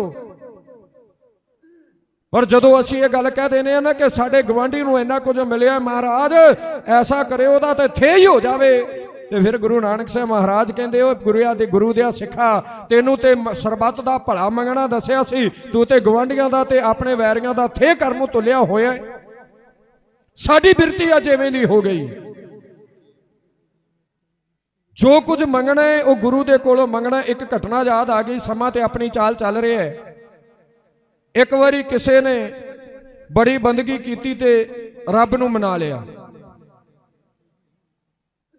ਆਵਾਜ਼ ਆਈ, ਬੋਲ ਭਾਈ ਤੈਨੂੰ ਕੀ ਚਾਹੀਦਾ ਹੈ? ਜੋ ਕੁਝ ਮੰਗੇਗਾ ਉਹ ਚਾਹੀਦਾ ਹੈ, ਉਹ ਮਿਲ ਜਾਵੇਗਾ। ਜੋ ਤੈਨੂੰ ਚਾਹੀਦਾ, ਤੇਰੀ ਬੰਦਗੀ ਤੋਂ ਖੁਸ਼ ਹੋਇਆ ਹੈ ਪ੍ਰਮਾਤਮਾ। ਬੋਲ ਕੀ ਚਾਹੀਦਾ ਹੈ? ਪਰ ਇੱਕ ਗੱਲ ਸੋਚ ਕੇ ਬੋਲੀ, ਜੋ ਕੁਝ ਤੂੰ ਮੰਗੇਗਾ ਤੇਰੇ ਗਵਾਂਢੀ ਨੂੰ ਦੂਣਾ ਮਿਲੇਗਾ। ਹੁਣ ਮਨ ਵਿੱਚ ਸੋਚਦਾ, ਕਹਿੰਦਾ ਇਹ ਕਿਵੇਂ ਬਰਦਾਸ਼ਤ ਕਰ ਸਕਦਾ ਹੈ? ਮੈਂ ਮੰਗਾ ਕੋਠੀ ਮੇਰੀ ਇੱਕ ਹੋਵੇ, ਗਵਾਂਢੀ ਦੀਆਂ ਦੋ ਹੋ ਜਾਣ। ਮੈਂ ਮੰਗਾ ਧਨ ਦੌਲਤ ਜਿੰਨੀ ਮੈਨੂੰ ਮਿਲੇ ਮੇਰੇ ਗਵਾਂਢੀ ਨੂੰ ਦੂਣੀ ਮਿਲ ਜਾਵੇ, ਕਿਵੇਂ ਹੋਵੇ? ਕਹਿੰਦਾ ਚਲੋ ਜੇ ਇੰਨੀ ਗੱਲ ਹੋ ਗਈ ਹੈ, ਕਹਿੰਦਾ ਠੀਕ ਹੈ ਜੀ, ਜੋ ਕੁਝ ਮੈਂ ਮੰਗਾ ਨਾ ਉਹ ਮੈਨੂੰ ਮਿਲ ਜਾਵੇ ਤੇ ਮੇਰੇ ਗਵਾਂਢੀ ਨੂੰ ਦੂਣਾ ਮਿਲਦਾ ਹੈ ਤੇ ਮਿਲੇ, ਕੋਈ ਗੱਲ ਨਹੀਂ। ਹੁਣ ਜੋ ਅੱਜ ਦੇ ਹਾਲਾਤ ਹੈ ਮੈਂ ਉਹ ਆਪ ਜੀ ਦੇ ਨਾਲ ਬੇਨਤੀ ਕਰ ਲੱਗਿਆ। ਜਦੋਂ ਇਹ ਬਖਸ਼ਿਸ਼ ਮਿਲ ਗਈ ਤੇ ਕਹਿੰਦਾ ਮਹਾਰਾਜ ਐਸੀ ਕਿਰਪਾ ਹੋਵੇ ਮੇਰੇ ਘਰ ਦੇ ਵਿੱਚ ਇੱਕ ਖੂਹ ਲੱਗ ਜਾਵੇ, ਮੇਰੇ ਘਰ ਦੇ ਦਰਵਾਜ਼ੇ ਦੇ ਸਾਹਮਣੇ ਇੱਕ ਖੂਹ ਲੱਗ ਜਾਵੇ। ਉਹ ਕਹਿੰਦੇ ਨੇ ਐਸੀ ਕਿਰਪਾ ਹੋਈ, ਰਾਤੋਂ ਰਾਤ ਉਹਦੇ ਘਰ ਦੇ ਸਾਹਮਣੇ ਬਾਹਰ ਇੱਕ ਖੂਹ ਲੱਗ ਗਿਆ। ਮੈਂ ਇੱਕ ਬੇਨਤੀ ਕਰਾਂ, ਇਹੋ ਜੀਆਂ ਗੱਲਾਂ ਭਾਵੇਂ ਹੋਇਆ ਕਾਲਪਨਿਕ ਕਰਦੀਆਂ, ਇਹਨਾਂ ਦੀ ਸੱਚਾਈ ਦਾ ਦਾਅਵਾ ਤਾਂ ਨਹੀਂ ਕੀਤਾ ਜਾ ਸਕਦਾ, ਪਰ ਕਿਤੇ ਨਾ ਕਿਤੇ ਸਾਨੂੰ ਸੇਧ ਦੇਣ ਵਾਸਤੇ ਇਹ ਗੱਲਾਂ ਬਹੁਤ ਕੰਮ ਆਉਂਦੀਆਂ। ਉਹਦੇ ਘਰ ਮੂਹਰੇ ਇੱਕ ਖੂਹ ਲੱਗਿਆ ਤੇ ਉਹਦੇ ਘਰ ਦੇ ਗਵਾਂਢੀ ਦੇ ਘਰ ਮੂਹਰੇ 2 ਖੂਹ ਪੁੱਟੇ ਹੋਏ ਨੇ। ਕਹਿੰਦਾ ਇਹ ਤੇ ਸੱਚ ਹੋ ਗਿਆ, ਮੇਰੇ ਘਰ ਦੇ ਸਾਹਮਣੇ ਇੱਕ ਖੂਹ, ਗਵਾਂਢੀ ਦੇ ਘਰ ਦੇ ਸਾਹਮਣੇ 2 ਖੂਹ। ਕਹਿੰਦਾ ਚਲੋ ਕੋਈ ਨਹੀਂ। ਅਗਲੇ ਦਿਨ ਫੇਰ ਕੁਝ ਮੰਗਿਆ, ਕਹਿੰਦਾ ਮੇਰੀ ਇੱਕ ਅੱਖ ਅੰਨੀ ਹੋ ਜਾਵੇ। ਹੁਣ ਇਹ ਮੰਗਿਆ ਕਿਉਂ, ਤੁਸੀਂ ਸਮਝ ਹੀ ਗਏ ਹੋਵੋਗੇ।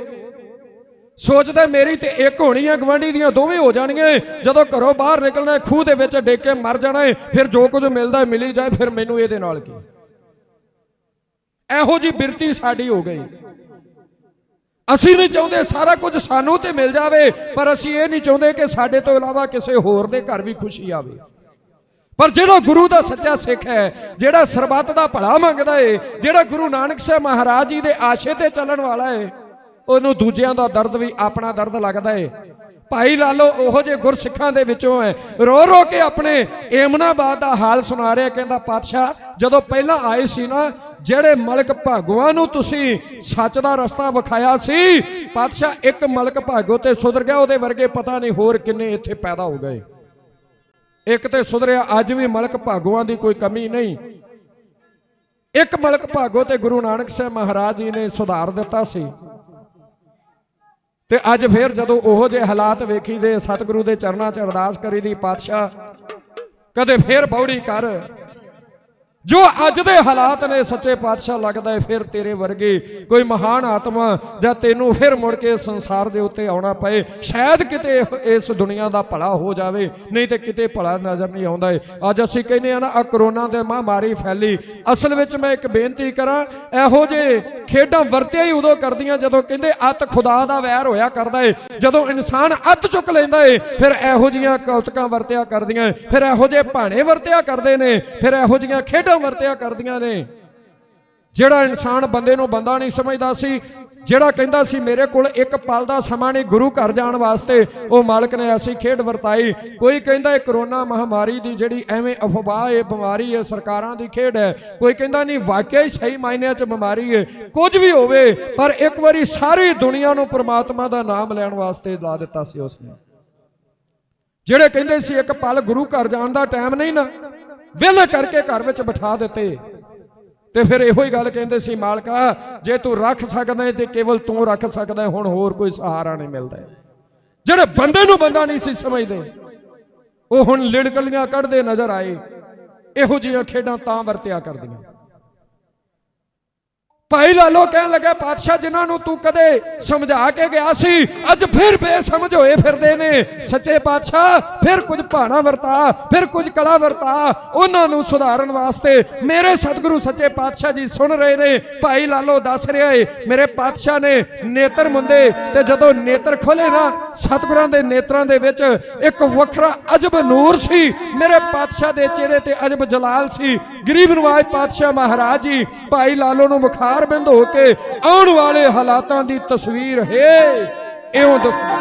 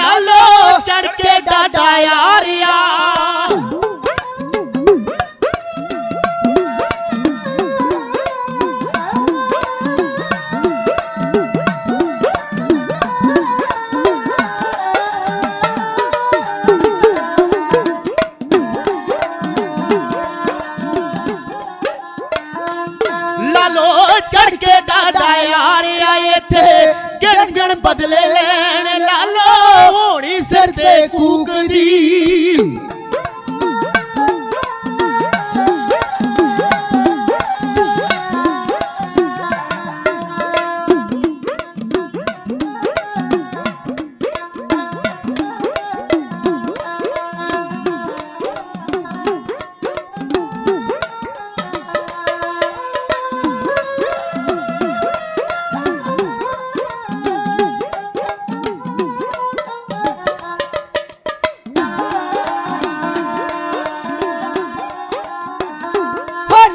होनी हो सर ते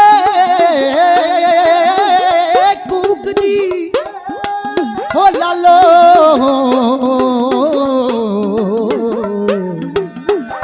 लालो होनी हो सर ते कूकदी ते जोंदी जा बाला नू डैन ਲਾਲੋ ਹੋਣੀ ਸਿਰ ਤੇ ਕੂਕਦੀ ਜਿਉਂਦੀ ਜੋ ਬਾਲਾ ਨੂੰ ਡੈਣ ਲਾਲੋ ਕਰਨ ਗਿਟਾਰਾ ਮਾਰਦੇ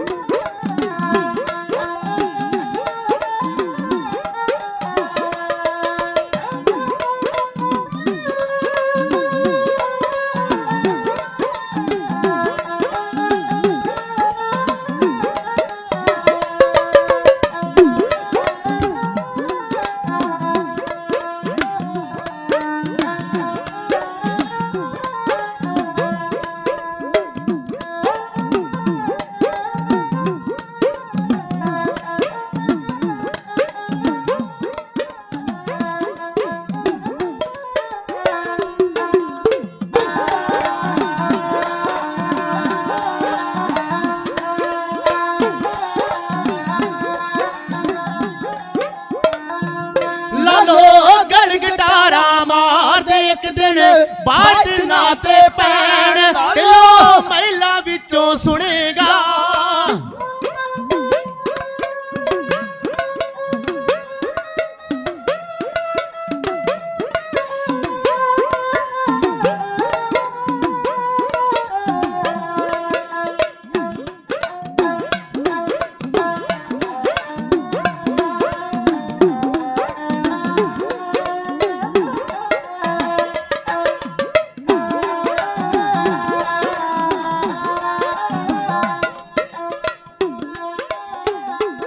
लालो महिला विचों हो लालो महिला विचों वो सुनेगा ते कल नू हो गीता दी था वैन ओ लालो रत दे अंजू रोणगे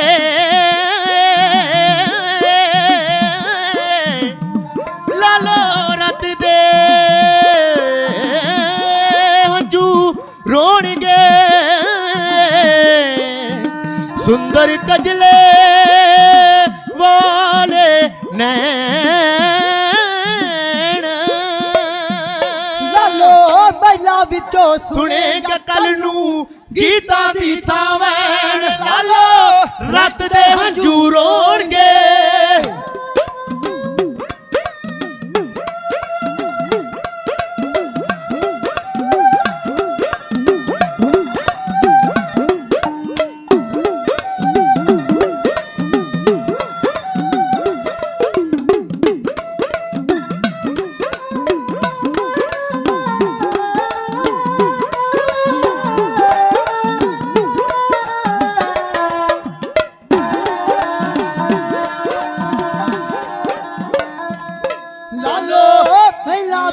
सुनेगा कल नू गीता दी थावैन लालो रत दे हंजू रोणगे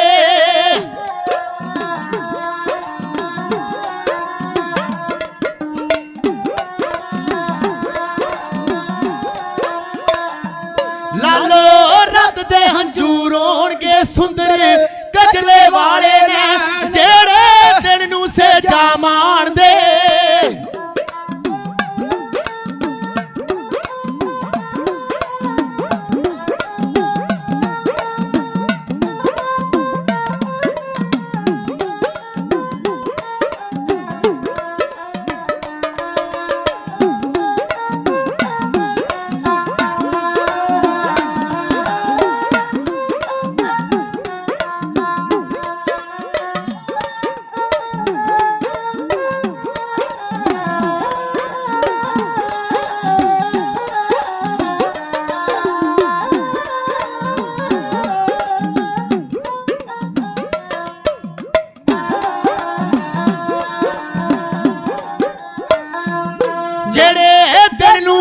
ਰਾਜਾ ਮਾਣਦੇ ਉਹਨਾਂ ਰੋਂਦਿਆਂ ਵੀ ਤੁਰੇ ਲਾਲੋ ਜਿਉਂਦੇ ਵਿਛੜ ਜਾਣਗੇ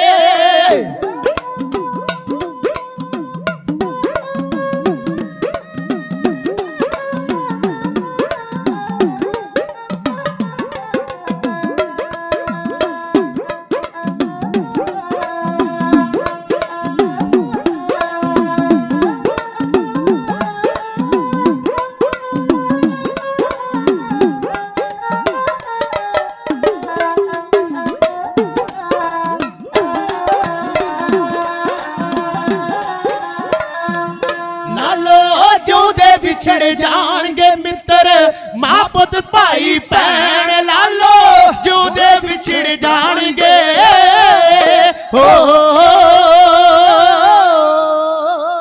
ਜਿਉਂਦੇ ਵਿਛੜ ਜਾਣਗੇ ਮਾਂ ਮਿੱਤਰ ਮਾਂ ਪੁੱਤ ਭਾਈ ਭੈਣ। ਹੁਣ ਜਦੋਂ ਇਹ ਸ਼ਬਦ ਸੁਣਿਆ ਮਨ ਵਿੱਚ ਸਵਾਲ ਉੱਠੇਗਾ ਕਿ ਸ਼ਾਇਦ ਗੁਰੂ ਸਾਹਿਬ ਨੇ ਸ਼ਰਾਪ ਦਿੱਤਾ ਹੈ। ਮੈਂ ਇੱਕ ਬੇਨਤੀ ਕਰਾਂ, ਗੁਰਮਤਿ ਦੇ ਵਿੱਚ ਕਦੇ ਵਰ ਜਾਂ ਸ਼ਰਾਪ ਦੀ ਗੱਲ ਨਹੀਂ ਆਈ। ਗੁਰਮਤਿ ਵਿੱਚ ਵਰ ਸ਼ਰਾਪ ਦੀ ਕੋਈ ਥਾਂ ਨਹੀਂ। ਪਰ ਭਾਈ ਲਾਲੋ ਦੇ ਮਨ ਵਿੱਚ ਇਹ ਵਿਚਾਰ ਜ਼ਰੂਰ ਆਈ ਹੈ। ਕਹਿੰਦਾ ਪਾਤਸ਼ਾਹ ਇਹੋ ਜਿਹਾ ਸ਼ਰਾਪ ਨਾ ਦਿਓ। ਹਾਕਮ ਜ਼ੁਲਮ ਕਮਾਉਂਦੇ ਨੇ, ਡਾਢੇ ਜ਼ੁਲਮ ਕਮਾ ਰਹੇ ਨੇ, ਇਹ ਗੱਲ ਸੱਚ ਹੈ। ਪਰ ਉਹਨਾਂ ਦੇ ਨਾਲ ਏਮਨਾਬਾਦ ਦੇ ਵਿੱਚ ਕੁਝ ਉਹ ਲੋਕ ਰਹਿੰਦੇ ਨੇ ਜਿਨ੍ਹਾਂ ਦਾ ਕੋਈ ਕਸੂਰ ਨਹੀਂ, ਜਿਹੜੇ ਧਰਮੀ ਲੋਕ ਨੇ, ਜਿਹੜੇ ਪ੍ਰਮਾਤਮਾ ਦਾ ਭਾਣਾ ਮੰਨ ਕੇ ਰਹਿ ਰਹੇ ਨੇ, ਉਹਨਾਂ ਦਾ ਤੇ ਕੋਈ ਕਸੂਰ ਨਹੀਂ। ਸਤਿਗੁਰੂ ਜੀ ਇਹੋ ਜਿਹੇ ਬਚਨ ਨਾ ਆਖਿਓ ਕਿ ਏਮਨਾਬਾਦ ਹੀ ਤਬਾਹ ਹੋ ਜਾਵੇਗਾ। ਮੇਰੇ ਪਾਤਸ਼ਾਹ ਕਹਿਣ ਲੱਗੇ ਲਾਲੋ ਇਹ ਸਾਡੇ ਬਚਨ ਨਹੀਂ। ਗਰੀਬ ਨਵਾਜ ਪਾਤਸ਼ਾਹ ਮਹਾਰਾਜ ਕਹਿਣ ਲੱਗੇ ਇਹ ਤੇ ਉਸ ਅਕਾਲ ਪੁਰਖ ਦੀ ਬਾਣੀ ਹੈ, ਅਸੀਂ ਤੇ ਉਸ ਅਕਾਲ ਪੁਰਖ ਦਾ ਸੁਨੇਹਾ ਤੇਰੇ ਤੱਕ ਪਹੁੰਚਾਇਆ। जैसी में आवे खसम की बाणी तैसरा करी ज्ञान वे लालो पाप की जंजले काबलो ताया जोरी मंगे दान वे लालो शर्म धर्म दो एक छप खलोए कूड़ फिरे प्रधान वे लालो कादियां बामना की गल थकी अगत पड़े शैतान वे लालो मुसलमानियां पड़े कतेबा कष्ट में करे खुदाए वे लालो जात सुनाती हो रहे दवानियां ये भी लेखे लाए वे लालो खून के सोलेगा भी नानक रत का कुंगू पाए वे लालो। ये तो उस इलाही बाणी का हुक्म, उस अकाल पुरख का हुक्म तेनू सुनाया है, ये सच है ते हो के रहेगा। कहता पातशाह फिर साडे वर्गियां दा की होवेगा। मेरे सतगुरु जी कहते भाई लालो आप एमनाबाद दे बाहर एक सुक्का छप्पड़ है, अपने परिवार समेत उत्थे जाके वसेबा कर लो, तुहाडा वाल भी विंगा नहीं होएगा। सच है गुरु प्यारिओ, जो शरण आवे तिस कंठ लावे, ये बिरद स्वामी संधा जेड़ा गुरु दी शरण विच आ गया उहदा वाल भी विंगा नहीं हुंदा। ताती वाव ना लागे पार ब्रह्म सरनाई चौगिरद हमारे राम कार दुख लगे ना पाए। जेड़ा गुरु दी शरण विच आ गया उहनूं कदे भी दुख नहीं लगदा। भाई लालो ते गुरु नानक साहब महाराज जी दी शरण विच लालो तेरा वाल भी विंगा नहीं होवेगा। समा बड़ी तेजी नाल जा रहा। साथ संगत मेरे कोल 15 को मिनट बाकी बचे ने। मजमून बड़ा लमेरा है, मैं यतन करना है अपने विचारों को संकोच के जिथों तक भी इस मजमून को ले जाया जा सके लैके जावां। समय के दायरे के अंदर मैं समाप्ति कर देनी है। गुरु नानक साहब महाराज जी का हुक्म पाके भाई लालो अपने परिवार समेत पिंडों वार वार उस छप्पड़ के किनारे जा वसेबा किया है। हुण सतगुरु दे बचन पूरे होने ने। उधर ज़हीरुद्दीन बाबर चढ़ के हिंदुस्तान के उत्ते आया है, वख-वख इलाकों के उत्ते उन्हें धावा बोलिया है, फतेह करके इलाकों नूं हुण एमनाबाद वाल नूं मुख कीता है। एमनाबाद दे हाकम वो पठान जिन्हां ने कदे हाथी शमशीर चोड़ के लड़ना नहीं सी, उन्होंने कदे शस्त्र अभ्यास नहीं सी कीता, सूरमे का करतब भी भुल गए। अज उन्होंने सुनेहा मिलिया कि बाबर चढ़ के आ रहा है। हुण हाथां पैरां दी पै गई, करिए ते करिए की। सूरमे का धर्म हुंदा है मुसीबत आवे हथ विच शस्त्र लैके मैदाने जंग अंदर जूझना। गगन मामा बाजियो परे निशाने घाओ, खेत जो मांडियो सूरमा अब जूझन को दाओ। सूरा सो पहचानिए, सतगुरां दी बाणी में कहंदी है सूरा सो पहचानिए जो लड़े दीन के हेत, पुरजा पुरजा कट मरे कबहू ना छाड़े खेत। वो तो सूरमा हुंदा है जिहड़ा वक्त की नजाकत नूं समझदे होया ਸਰਬੱਤ ਦੇ ਭਲੇ ਦੀ ਅਰਦਾਸ ਕਰਦਾ ਹੈ ਗੁਰੂ ਦੇ ਚਰਨਾਂ ਦੇ ਵਿੱਚ, ਬਾਣੀ ਪੜ੍ਹਦਾ ਹੈ ਗੁਰੂ ਦੇ ਚਰਨਾਂ ਵਿੱਚ। ਜਦੋਂ ਕਿਤੇ ਸੰਕਟ ਆਉਂਦਾ ਤੇ ਹੱਥ ਵਿੱਚ ਲੈ ਕੇ ਸ਼ਮਸ਼ੀਰ ਰਣ ਤੱਤੇ ਦੇ ਅੰਦਰ ਜੂਝਣਾ ਜਾਣਦਾ ਹੈ। ਉਹ ਸੰਤ ਵੀ, ਉਹ ਸਿਪਾਹੀ ਵੀ ਹੈ। ਇਹ ਗੁਰੂ ਦੇ ਸਿੱਖ ਦਾ ਧਰਮ ਹੈ। ਹੁਣ ਇਹਨਾਂ ਪਠਾਣਾਂ ਨੇ ਕੀ ਕੀਤਾ, ਆਪਣੇ ਸ਼ਸਤਰ ਰੱਖੇ ਹੋਏ ਨੇ, ਐਸ਼ੋ ਆਰਾਮ ਦੇ ਵਿੱਚ ਇਹ ਆਪਣੇ ਮਹੱਲਾਂ ਦੇ ਵਿੱਚ ਆਪਣੀ ਕਰਤੱਵ ਨੂੰ ਭੁੱਲ ਕੇ, ਆਪਣੇ ਅਦਲ ਨੂੰ ਭੁੱਲ ਕੇ ਆਪਣੀ ਐਸ਼ੋ ਇਸ਼ਰਤ ਦੀ ਜ਼ਿੰਦਗੀ ਬਤੀਤ ਕਰ ਰਹੇ ਨੇ। ਜਦੋਂ ਬਾਬਰ ਨੇ ਆ ਕੇ ਧਾਵਾ ਬੋਲੇ, ਇਹਨਾਂ ਨੂੰ ਹੱਥਾਂ ਪੈਰਾਂ ਦੀ ਪੈ ਗਈ। ਹੁਣ ਇਹ ਉਹ ਕੁਝ ਕਰਨ ਲੱਗੇ ਜੋ ਅੱਜ ਦੇ ਸਮੇਂ 'ਚ ਅਸੀਂ ਕਹਿੰਦੇ ਕਦੇ ਮੁਸੀਬਤ ਆ ਜਾਏ ਨਾ ਤੇ ਫਿਰ ਅਸੀਂ ਧਾਗਿਆਂ ਤਵੀਤਾਂ ਵਾਲਿਆਂ ਵੱਲ ਭੱਜਣ ਲੱਗ ਲੈਨੇ ਆ। ਫਿਰ ਅਸੀਂ ਕਹਿੰਦੇ ਸ਼ਾਇਦ ਕੋਈ ਕਰਾਮਾਤ ਇਹੋ ਜਿਹੀ ਹੋਵੇ ਜਿਹੜੀ ਸਾਨੂੰ ਇਸ ਮੁਸੀਬਤ ਤੋਂ ਛੁਟਕਾਰਾ ਦਵਾ ਦੇ। ਸਾਰੀ ਜ਼ਿੰਦਗੀ ਕਦੇ ਬਾਣੀ ਨਹੀਂ ਪੜ੍ਹੀ, ਕਦੇ ਨਿਰੰਕਾਰ ਦਾ ਨਾਮ ਨਹੀਂ ਜਪਿਆ, ਗੁਰੂ ਘਰ ਨਹੀਂ ਗਏ, ਤੇ ਜਦੋਂ ਇਹੋ ਜਿਹੀ ਕੋਈ ਜ਼ਿੰਦਗੀ 'ਚ ਮੁਸੀਬਤ ਆਉਂਦੀ ਹੈ ਫਿਰ ਅਸੀਂ ਕਹਿੰਦੇ ਕੋਈ ਫੂਕਾਂ ਮਾਰ ਕੇ ਧਾਗੇ ਤਵੀਤ ਕਰਕੇ ਦੇ ਦੇਵੇ ਤੇ ਸ਼ਾਇਦ ਛੁਟਕਾਰਾ ਮਿਲ ਜਾਵੇ। ਹੁਣ ਇਹਨਾਂ ਕੀ ਕੀਤਾ ਹੈ, ਕਈ ਪੀਰ, ਕਈ ਔਲੀਏ, ਕਈ ਮਹਾਤਮਾ ਇਹਨਾਂ ਨੇ ਕੈਦ ਕੀਤੇ, ਜਬਰੀ ਉਹਨਾਂ ਦੇ ਕੋਲੋਂ ਆਂਦੇ ਮੰਤਰਾਂ ਤੰਤਰਾਂ ਦੇ ਨਾਲ ਇਹੋ ਜਿਹੇ ਕਰਾਮਾਤ ਕਰੋ ਕਿ ਆ ਰਹੀ ਜ਼ਹੀਰੁਦੀਨ ਬਾਬਰ ਦੀ ਫੌਜ ਅੰਨੀ ਹੋ ਜਾਵੇ। ਸਤਿਗੁਰਾਂ ਦੀ ਬਾਣੀ ਨੇ ਗਵਾਹੀ ਭਰੀ ਏ, ਕੋਟੀ ਹੂ ਪੀਰ ਵਰਜਰ ਹਾਏ ਜਾਂ ਮੀਰ ਸੁਣਿਆ ਧਾਇਆ, ਥਾਨ ਮਕਾਮ ਜਲੇ ਬਿਜਮੰਦਰ ਮੁਸ਼ਮੁਸ਼ ਕੋਈ ਰੁਲਾਇਆ, ਕੋਈ ਮੁਗਲ ਹੋਆ ਨਾ ਆਂਦਾ ਕਿਨੇ ਨਾ ਪਰਚਾ ਲਾਇਆ, ਮੁਗਲ ਫਟਾਣਾ ਭਈ ਲੜਾਈ ਰਣਮੇ ਤੇਗ ਵਗਾਈ, ਉਨੀ ਤੁਪਕ ਤਾਨ ਚੜਾਈ ਉਨੀ ਹਸਤ ਚੜਾਈ, ਜਿਨ ਕੀ ਚੀਰੀ ਦਰਗੇ ਪਾਟੀ ਤਿਨਾ ਮਰਨਾ ਭਾਈ। ਬੇਸ਼ੱਕ ਇਹਨਾਂ ਬੜੇ ਯਤਨ ਕੀਤੇ, ਮਹਾਤਮਾ ਨੂੰ, ਪੀਰਾਂ ਨੂੰ ਕੈਦ ਕਰਕੇ ਉਹਨਾਂ ਨੂੰ ਕਿਹਾ ਕਿ ਮੰਤਰਾਂ ਤੰਤਰਾਂ ਦੇ ਨਾਲ ਆ ਰਹੀ ਫੌਜ ਨੂੰ ਅੰਨ੍ਹਿਆ ਕਰ ਦੋ, ਪਰ ਕੋਈ ਮੰਤਰ ਨਾ ਚੱਲਿਆ। ਜਿਨ੍ਹਾਂ ਦੀ ਚੀਰੀ, ਚੀਰੀ ਕਿਹਾ ਜਾਂਦਾ ਹੈ ਮੌਤ ਦੀ ਚਿੱਠੀ ਨੂੰ। ਅੱਜ ਦੇ ਸਮੇਂ 'ਚ ਮੋਬਾਈਲ ਨੇ, ਝੱਟ ਸੁਨੇਹਾ ਦੇ ਦਈਦਾ ਹੈ। ਪੁਰਾਤਨ ਸਮਿਆਂ ਦੇ ਅੰਦਰ ਬਜ਼ੁਰਗ ਬੈਠੇ ਹੋ, ਕਦੇ ਸਮਾਂ ਹੁੰਦਾ ਸੀ ਜਦੋਂ ਸੁਨੇਹਾ ਦੇਣਾ ਹੈ, ਜਿਹਦੇ ਕਿਸੇ ਦੀ ਵਿਆਹ ਸ਼ਾਦੀ ਦਾ ਕੋਈ ਖੁਸ਼ੀ ਦਾ ਸੁਨੇਹਾ ਹੈ, ਇੱਕ ਚਿੱਠੀ ਲਿਖਣੀ, ਉਹਨੂੰ ਬੰਦ ਕਰਕੇ ਉਹਦੇ ਲਿਫਾਫੇ ਦੇ ਨੁੱਕਰ ਨੂੰ ਮਾੜਾ ਜਿਹਾ ਰੰਗ ਲਾ ਦੇਣਾ, ਇੱਕ ਨੁੱਕਰ ਤੇ ਥੋੜਾ ਜਿਹਾ ਰੰਗ ਲਾ ਦੇਣਾ। ਵੇਖਣ ਵਾਲਾ ਬਿਨਾਂ ਪੜ੍ਹੇ ਸਮਝ ਜਾਂਦਾ ਸੀ ਕੋਈ ਖੁਸ਼ੀ ਦਾ ਸੁਨੇਹਾ ਆਇਆ। ਪਰ ਜੇ ਕਿਤੇ ਕਿਸੇ ਦੀ ਮੌਤ ਦਾ ਸੁਨੇਹਾ ਸੀ, ਉਸ ਚਿੱਠੀ ਦੀ ਇੱਕ ਨੁੱਕਰ ਪਾੜ ਦਿੱਤੀ ਜਾਂਦੀ ਸੀ, ਉਹਨੂੰ ਚੀਰੀ ਕਿਹਾ ਜਾਂਦਾ ਹੈ। ਤੇ ਸਤਿਗੁਰੂ ਜੀ ਕਹਿੰਦੇ ਜਿਹਦੀ ਚੀਰੀ ਦਰਗਾਹ ਤੋਂ ਪਾੜ ਕੇ ਆ ਗਈ ਹੋਵੇ ਉਹਨੂੰ ਤੰਤਰ ਮੰਤਰ ਤੇ ਕੋਈ ਵੀ ਨਹੀਂ ਬਚਾ ਸਕਦਾ। ਹੁਣ ਇਹਨਾਂ ਪੀਰਾਂ ਦੀ ਕਰਾਮਾਤਾਂ ਦੇ ਨਾਲ ਕੋਈ ਅੰਨਾ ਨਾ ਹੋਇਆ। ਜ਼ਹੀਰੁਦੀਨ ਬਾਬਰ ਨੇ ਆ ਕੇ ਏਮਨਾਬਾਦ ਤੇ ਧਾਵਾ ਬੋਲਿਆ। ਏਮਨਾਬਾਦ ਦੀਆਂ ਗਲੀਆਂ ਬਾਜ਼ਾਰਾਂ ਦੇ ਵਿੱਚ ਮਾਸ ਦੀਆਂ ਬੋਟੀਆਂ ਖਿਲਰੀਆਂ ਹੋਈਆਂ ਨਜ਼ਰ ਆਈਆਂ। ਏਮਨਾਬਾਦ ਦੇ ਗਲੀ ਬਾਜ਼ਾਰਾਂ ਦੇ ਵਿੱਚ ਖੂਨ ਦੀਆਂ ਨਦੀਆਂ ਵਹਿੰਦੀਆਂ ਹੋਈਆਂ ਨਜ਼ਰ ਆਈਆਂ।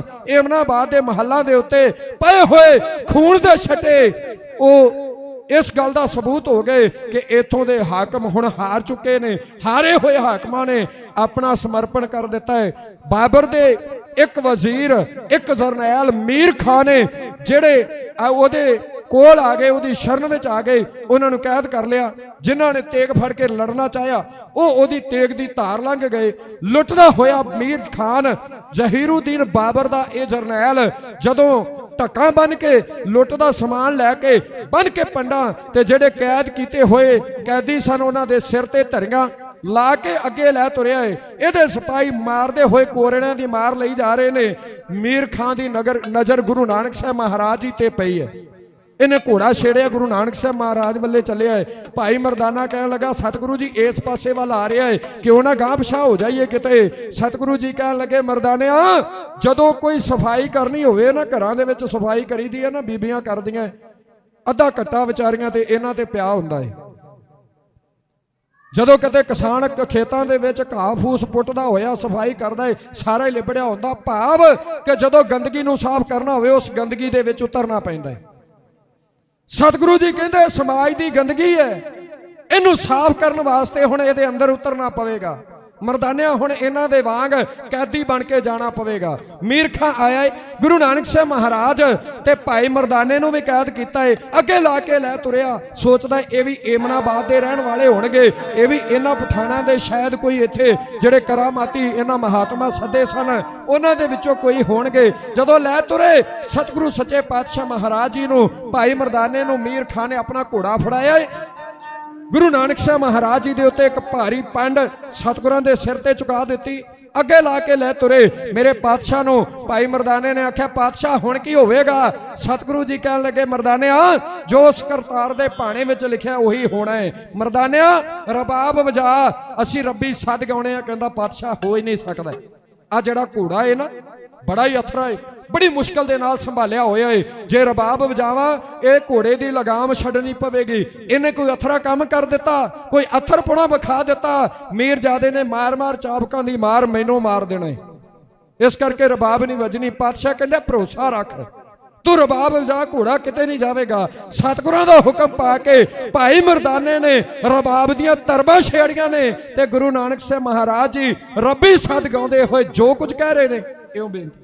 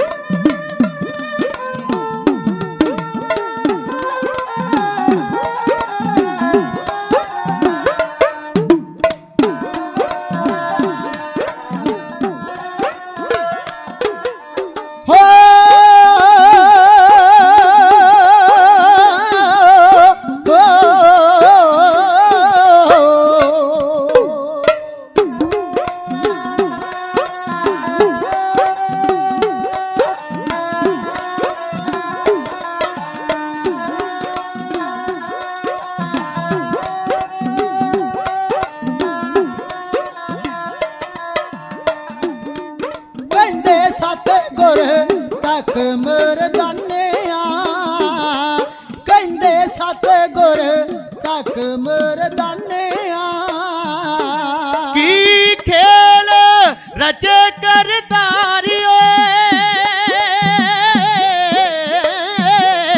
ਕੀ ਖੇਲ ਰਚੇ ਕਰਤਾਰ, ਕੀ ਖੇਲ ਰਚੇ ਕਰਤਾਰ। ਫੁੱਲ ਸਣ ਭਾਰੇ ਲੱਗਦੇ, ਜਿੰਨਾ ਫੁੱਲ ਸਣ ਭਾਰੇ ਲੱਗਦੇ। ਅੱਜ ਸਿਰ ਤੇ ਤੱਕ ਲੈਣ ਪਾਰ, ਅੱਜ ਸਿਰ ਤੇ ਤੱਕ ਲੈਣ ਪਾਰ। ਕੱਲ ਮੈਲੀ ਹੁਕਮ ਚਲਾਉਂਦੀਆਂ, ਕੱਲ ਮੈਲੀ ਹੁਕਮ ਚਲਾਉਂਦੀਆਂ। ਅੱਜ ਫੜੀਆਂ ਵੇਖ ਵੰਗਾਰ, ਅੱਜ ਫੜੀਆਂ ਵੇਖ ਵੰਗਾਰ। ਜੋ ਚੰਨ ਤੋਂ ਸੀ ਸ਼ਰਮਾਉਂਦੀਆਂ, ਜੋ ਚੰਨ ਤੋਂ ਸੀ ਸ਼ਰਮਾਉਂਦੀਆਂ, ਜੋ ਚੰਨ ਤੋਂ ਸੀ ਸ਼ਰਮਾਉਂਦੀਆਂ। ਰਿਹਾ ਸੂਰਜ ਮੇਜੇ ਮਾਰੇ,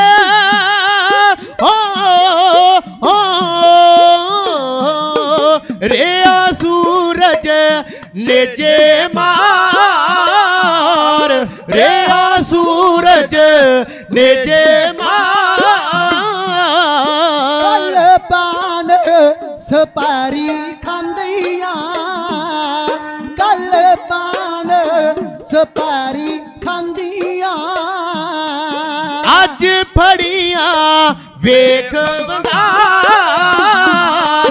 ਅੱਜ ਫੜੀਆਂ ਵੇਖ ਵੰਗਾਰ। ਜੋ ਪੈਨਣ ਮਾਲਾ ਹੀਰਿਆ, ਜੋ ਪੈਨਣ ਮਾਲਾ ਹੀਰਿਆ। ਓਏ ਅੱਜ ਕੱਲ ਹੰਝੂਆਂ ਦੇ ਹਾਰੇ,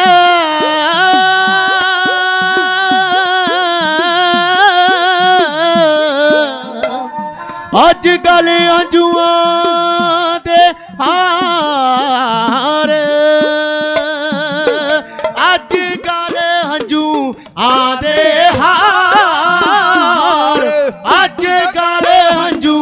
ਆਦੇ ਹਾਰ ਓ ਸਭ ਚੱਲਣਾ ਪੈਂਦਾ ਸੀਤਲਾ ਓ ਸਭ ਚੱਲਣਾ ਪੈਂਦਾ ਸੀਤਲਾ ਤੇ ਜਦ ਕਿਸਮਤ ਹੋ ਜਾਵੇ ਹਾਰ ਸਭ ਚੱਲਣਾ ਪੈਂਦਾ ਸੀਤਲਾ ਸਭ ਚੱਲਣਾ ਪੈਂਦਾ ਸੀਤਲਾ ਹੋ ਜਦ ਕਿਸਮਤ ਜਾਵੇ ਹਾਰ ਜਦ ਕਿਸਮਤ ਜਾਵੇ ਹਾਰ ਜਦ ਕਿਸਮਤ ਜਾਵੇ ਹਾਰ ਜਦ ਕਿਸਮਤ ਜਾਵੇ ਹਾਰ ਜਦ ਕਿਸਮਤ ਜਾਵੇ ਹਾਰ ਹੋ ਸਭ ਚੱਲਣਾ ਪੈਂਦਾ ਸੀਤਲਾ ਜਦ ਕਿਸਮਤ ਜਾਵੇ ਹਾਰ। ਗੁਰੂ ਨਾਨਕ ਸਾਹਿਬ ਮਹਾਰਾਜ ਜੀ ਕਹਿ ਰਹੇ ਭਾਈ ਮਰਦਾਨਿਆ ਉਸ ਮਾਲਕ ਦੇ ਰੰਗ ਵੇਖ ਜਿਨ ਸਿਰ ਸੋਹਣ ਪਟੀਆਂ ਮੰਗੀ ਪੈ ਸਦੂਰ ਸਿਰ ਸਰਕਾਤੀ ਮੁਨੀਆਂ ਗਲ ਵਿੱਚ ਆਵੇ ਧੂਰ ਮਹਿਲਾ ਅੰਦਰ ਹੁੰਦੀਆਂ ਹੁਣ ਮਿਲਣ ਨਾ ਦੇਖ ਹਦੂਰ ਆਦੇਸ਼ ਬਾਬਾ ਆਦੇਸ਼ ਆਦ ਅੰਤ ਤੇਰਾ ਕਿਨੇ ਨਾ ਪਾਇਆ ਕਰ ਕਰ ਦੇਖੀ। ਸਤਿਗੁਰੂ ਸੱਚੇ ਪਾਤਸ਼ਾਹ ਮਹਾਰਾਜ ਜੀ ਸ਼ਬਦ ਗਾਇਨ ਕਰ ਰਹੇ ਨੇ। ਭਾਈ ਮਰਦਾਨਾ ਰਬਾਬ ਵਜਾ ਰਿਹਾ ਹੈ। 2 ਮਿੰਟ ਆਪ ਜੀ ਦੇ ਲੈ ਕੇ ਸਮਾਪਤੀ ਕਰ ਦੇਣੀ ਹੈ। ਜਦੋਂ ਮੀਰ ਖਾਨ ਨੇ ਵੇਖਿਆ ਸਤਿਗੁਰੂ ਸੱਚੇ ਪਾਤਸ਼ਾਹ ਮਹਾਰਾਜ ਜੀ ਸ਼ਬਦ ਗਾਇਨ ਕਰ ਰਹੇ ਨੇ, ਮੀਰ ਖਾਨ ਦੀ ਝਾਤੀ ਪਈ ਹੈ, ਕੀ ਵੇਖਦਾ ਏ? ਇਉਂ ਪ੍ਰਤੀਤ ਹੋਇਆ ਜਿਵੇਂ ਸਤਿਗੁਰੂ ਸੱਚੇ ਪਾਤਸ਼ਾਹ ਮਹਾਰਾਜ ਜੀ ਦੇ ਸਿਰ ਤੇ ਚੁੱਕੀ ਹੋਈ ਪੰਡ ਉਹ ਸਤਿਗੁਰਾਂ ਦੇ ਸਿਰ ਨਾਲੋਂ ਵੀ 2 ਗਿੱਠਾਂ ਉੱਚੀ ਜਾ ਰਹੀ ਹੈ। हैरान हो गया, सोचता है मन का भरम है। जाके हजूर नू कैदगाह दे विच कैद कर दिता है, जिथे मीर खान छौणी पा जिथे मीर खान ते बाबर बादशाह छौणी पा के बैठे हुए सन, उस थां दे उत्ते सतगुरां नू कैद किया होया है। बाकी कैदियां नू भी कैद किया है। गरीब नवाज पातशाह महाराज जी बाकी कैदियां दे वांग उस कैद विच ने सारे कैदियां नू चक्कियां चलाउण वास्ते ला दिता है। मैं शब्दां नू संकोच के जा रहे हैं। चक्कियां चला रहे ने। गुरु नानक साहब महाराज जी दे वल्ले इशारा करके मीर खान ने आख्या बाबा ओ चक्की है, इत्थे वेलियां बैठ के करामातां नाल गल नहीं बननी, चक्की चलाउणी पैनी है। गुरु दे सिखा सानू माण होना चाहिए कि असी उस रहबर दी छत्र छाया हेठ जिहड़ा कदे ते विक जाया करदा है अपने प्यारियां बदले ते कदे अपने प्यारियां बदले चक्की चलाया करदा है। आ ओ थां है जिथे सतगुरु नानक साहब महाराज जी विके सन। बुले शाह ने आख्या सी, बुले शाह जे रब ना रहे रुक के लोकी रब नू वेच के खा जांदे, पर मैं इत्थे अपनियां अखां दे नाल जदों इतिहास नू पढ़दा है ते उस इतिहास दे चरोखे विचों इह वेखदा है कि गुरु नानक साहब महाराज जी नू भी वेच दिता गया, रब नू भी वेच दिता गया। ਇਹੋ ਜਿਹੇ ਰਹਿਬਰ ਦੀ ਛਤਰ ਛਾਇਆ ਹੇਠ ਰਹਿ ਕੇ ਉਸ ਸਤਿਗੁਰੂ ਦੇ ਹੁਕਮ ਦੇ ਅੰਦਰ ਰਹਿ ਕੇ ਜੀਵਨ ਬਸਰ ਕਰੀਏ। ਹੁਣ ਚੱਕੀ ਚਲਾ ਰਹੇ ਨੇ ਮੇਰੇ ਸਤਿਗੁਰੂ ਸੱਚੇ ਪਾਤਸ਼ਾਹ ਤੇ ਭਾਈ ਮਰਦਾਨੇ ਨੂੰ ਆਖਿਆ, ਮਰਦਾਨਿਆ ਰਬਾਬ ਵਜਾ। ਇਧਰ ਬਾਬਰ ਬਾਦਸ਼ਾਹ ਸਰਵੇਖਣ ਕਰਦਾ ਹੋਇਆ ਇਸ ਕੈਦਗਾਹ ਦੇ ਵੱਲੇ ਆਇਆ ਹੈ।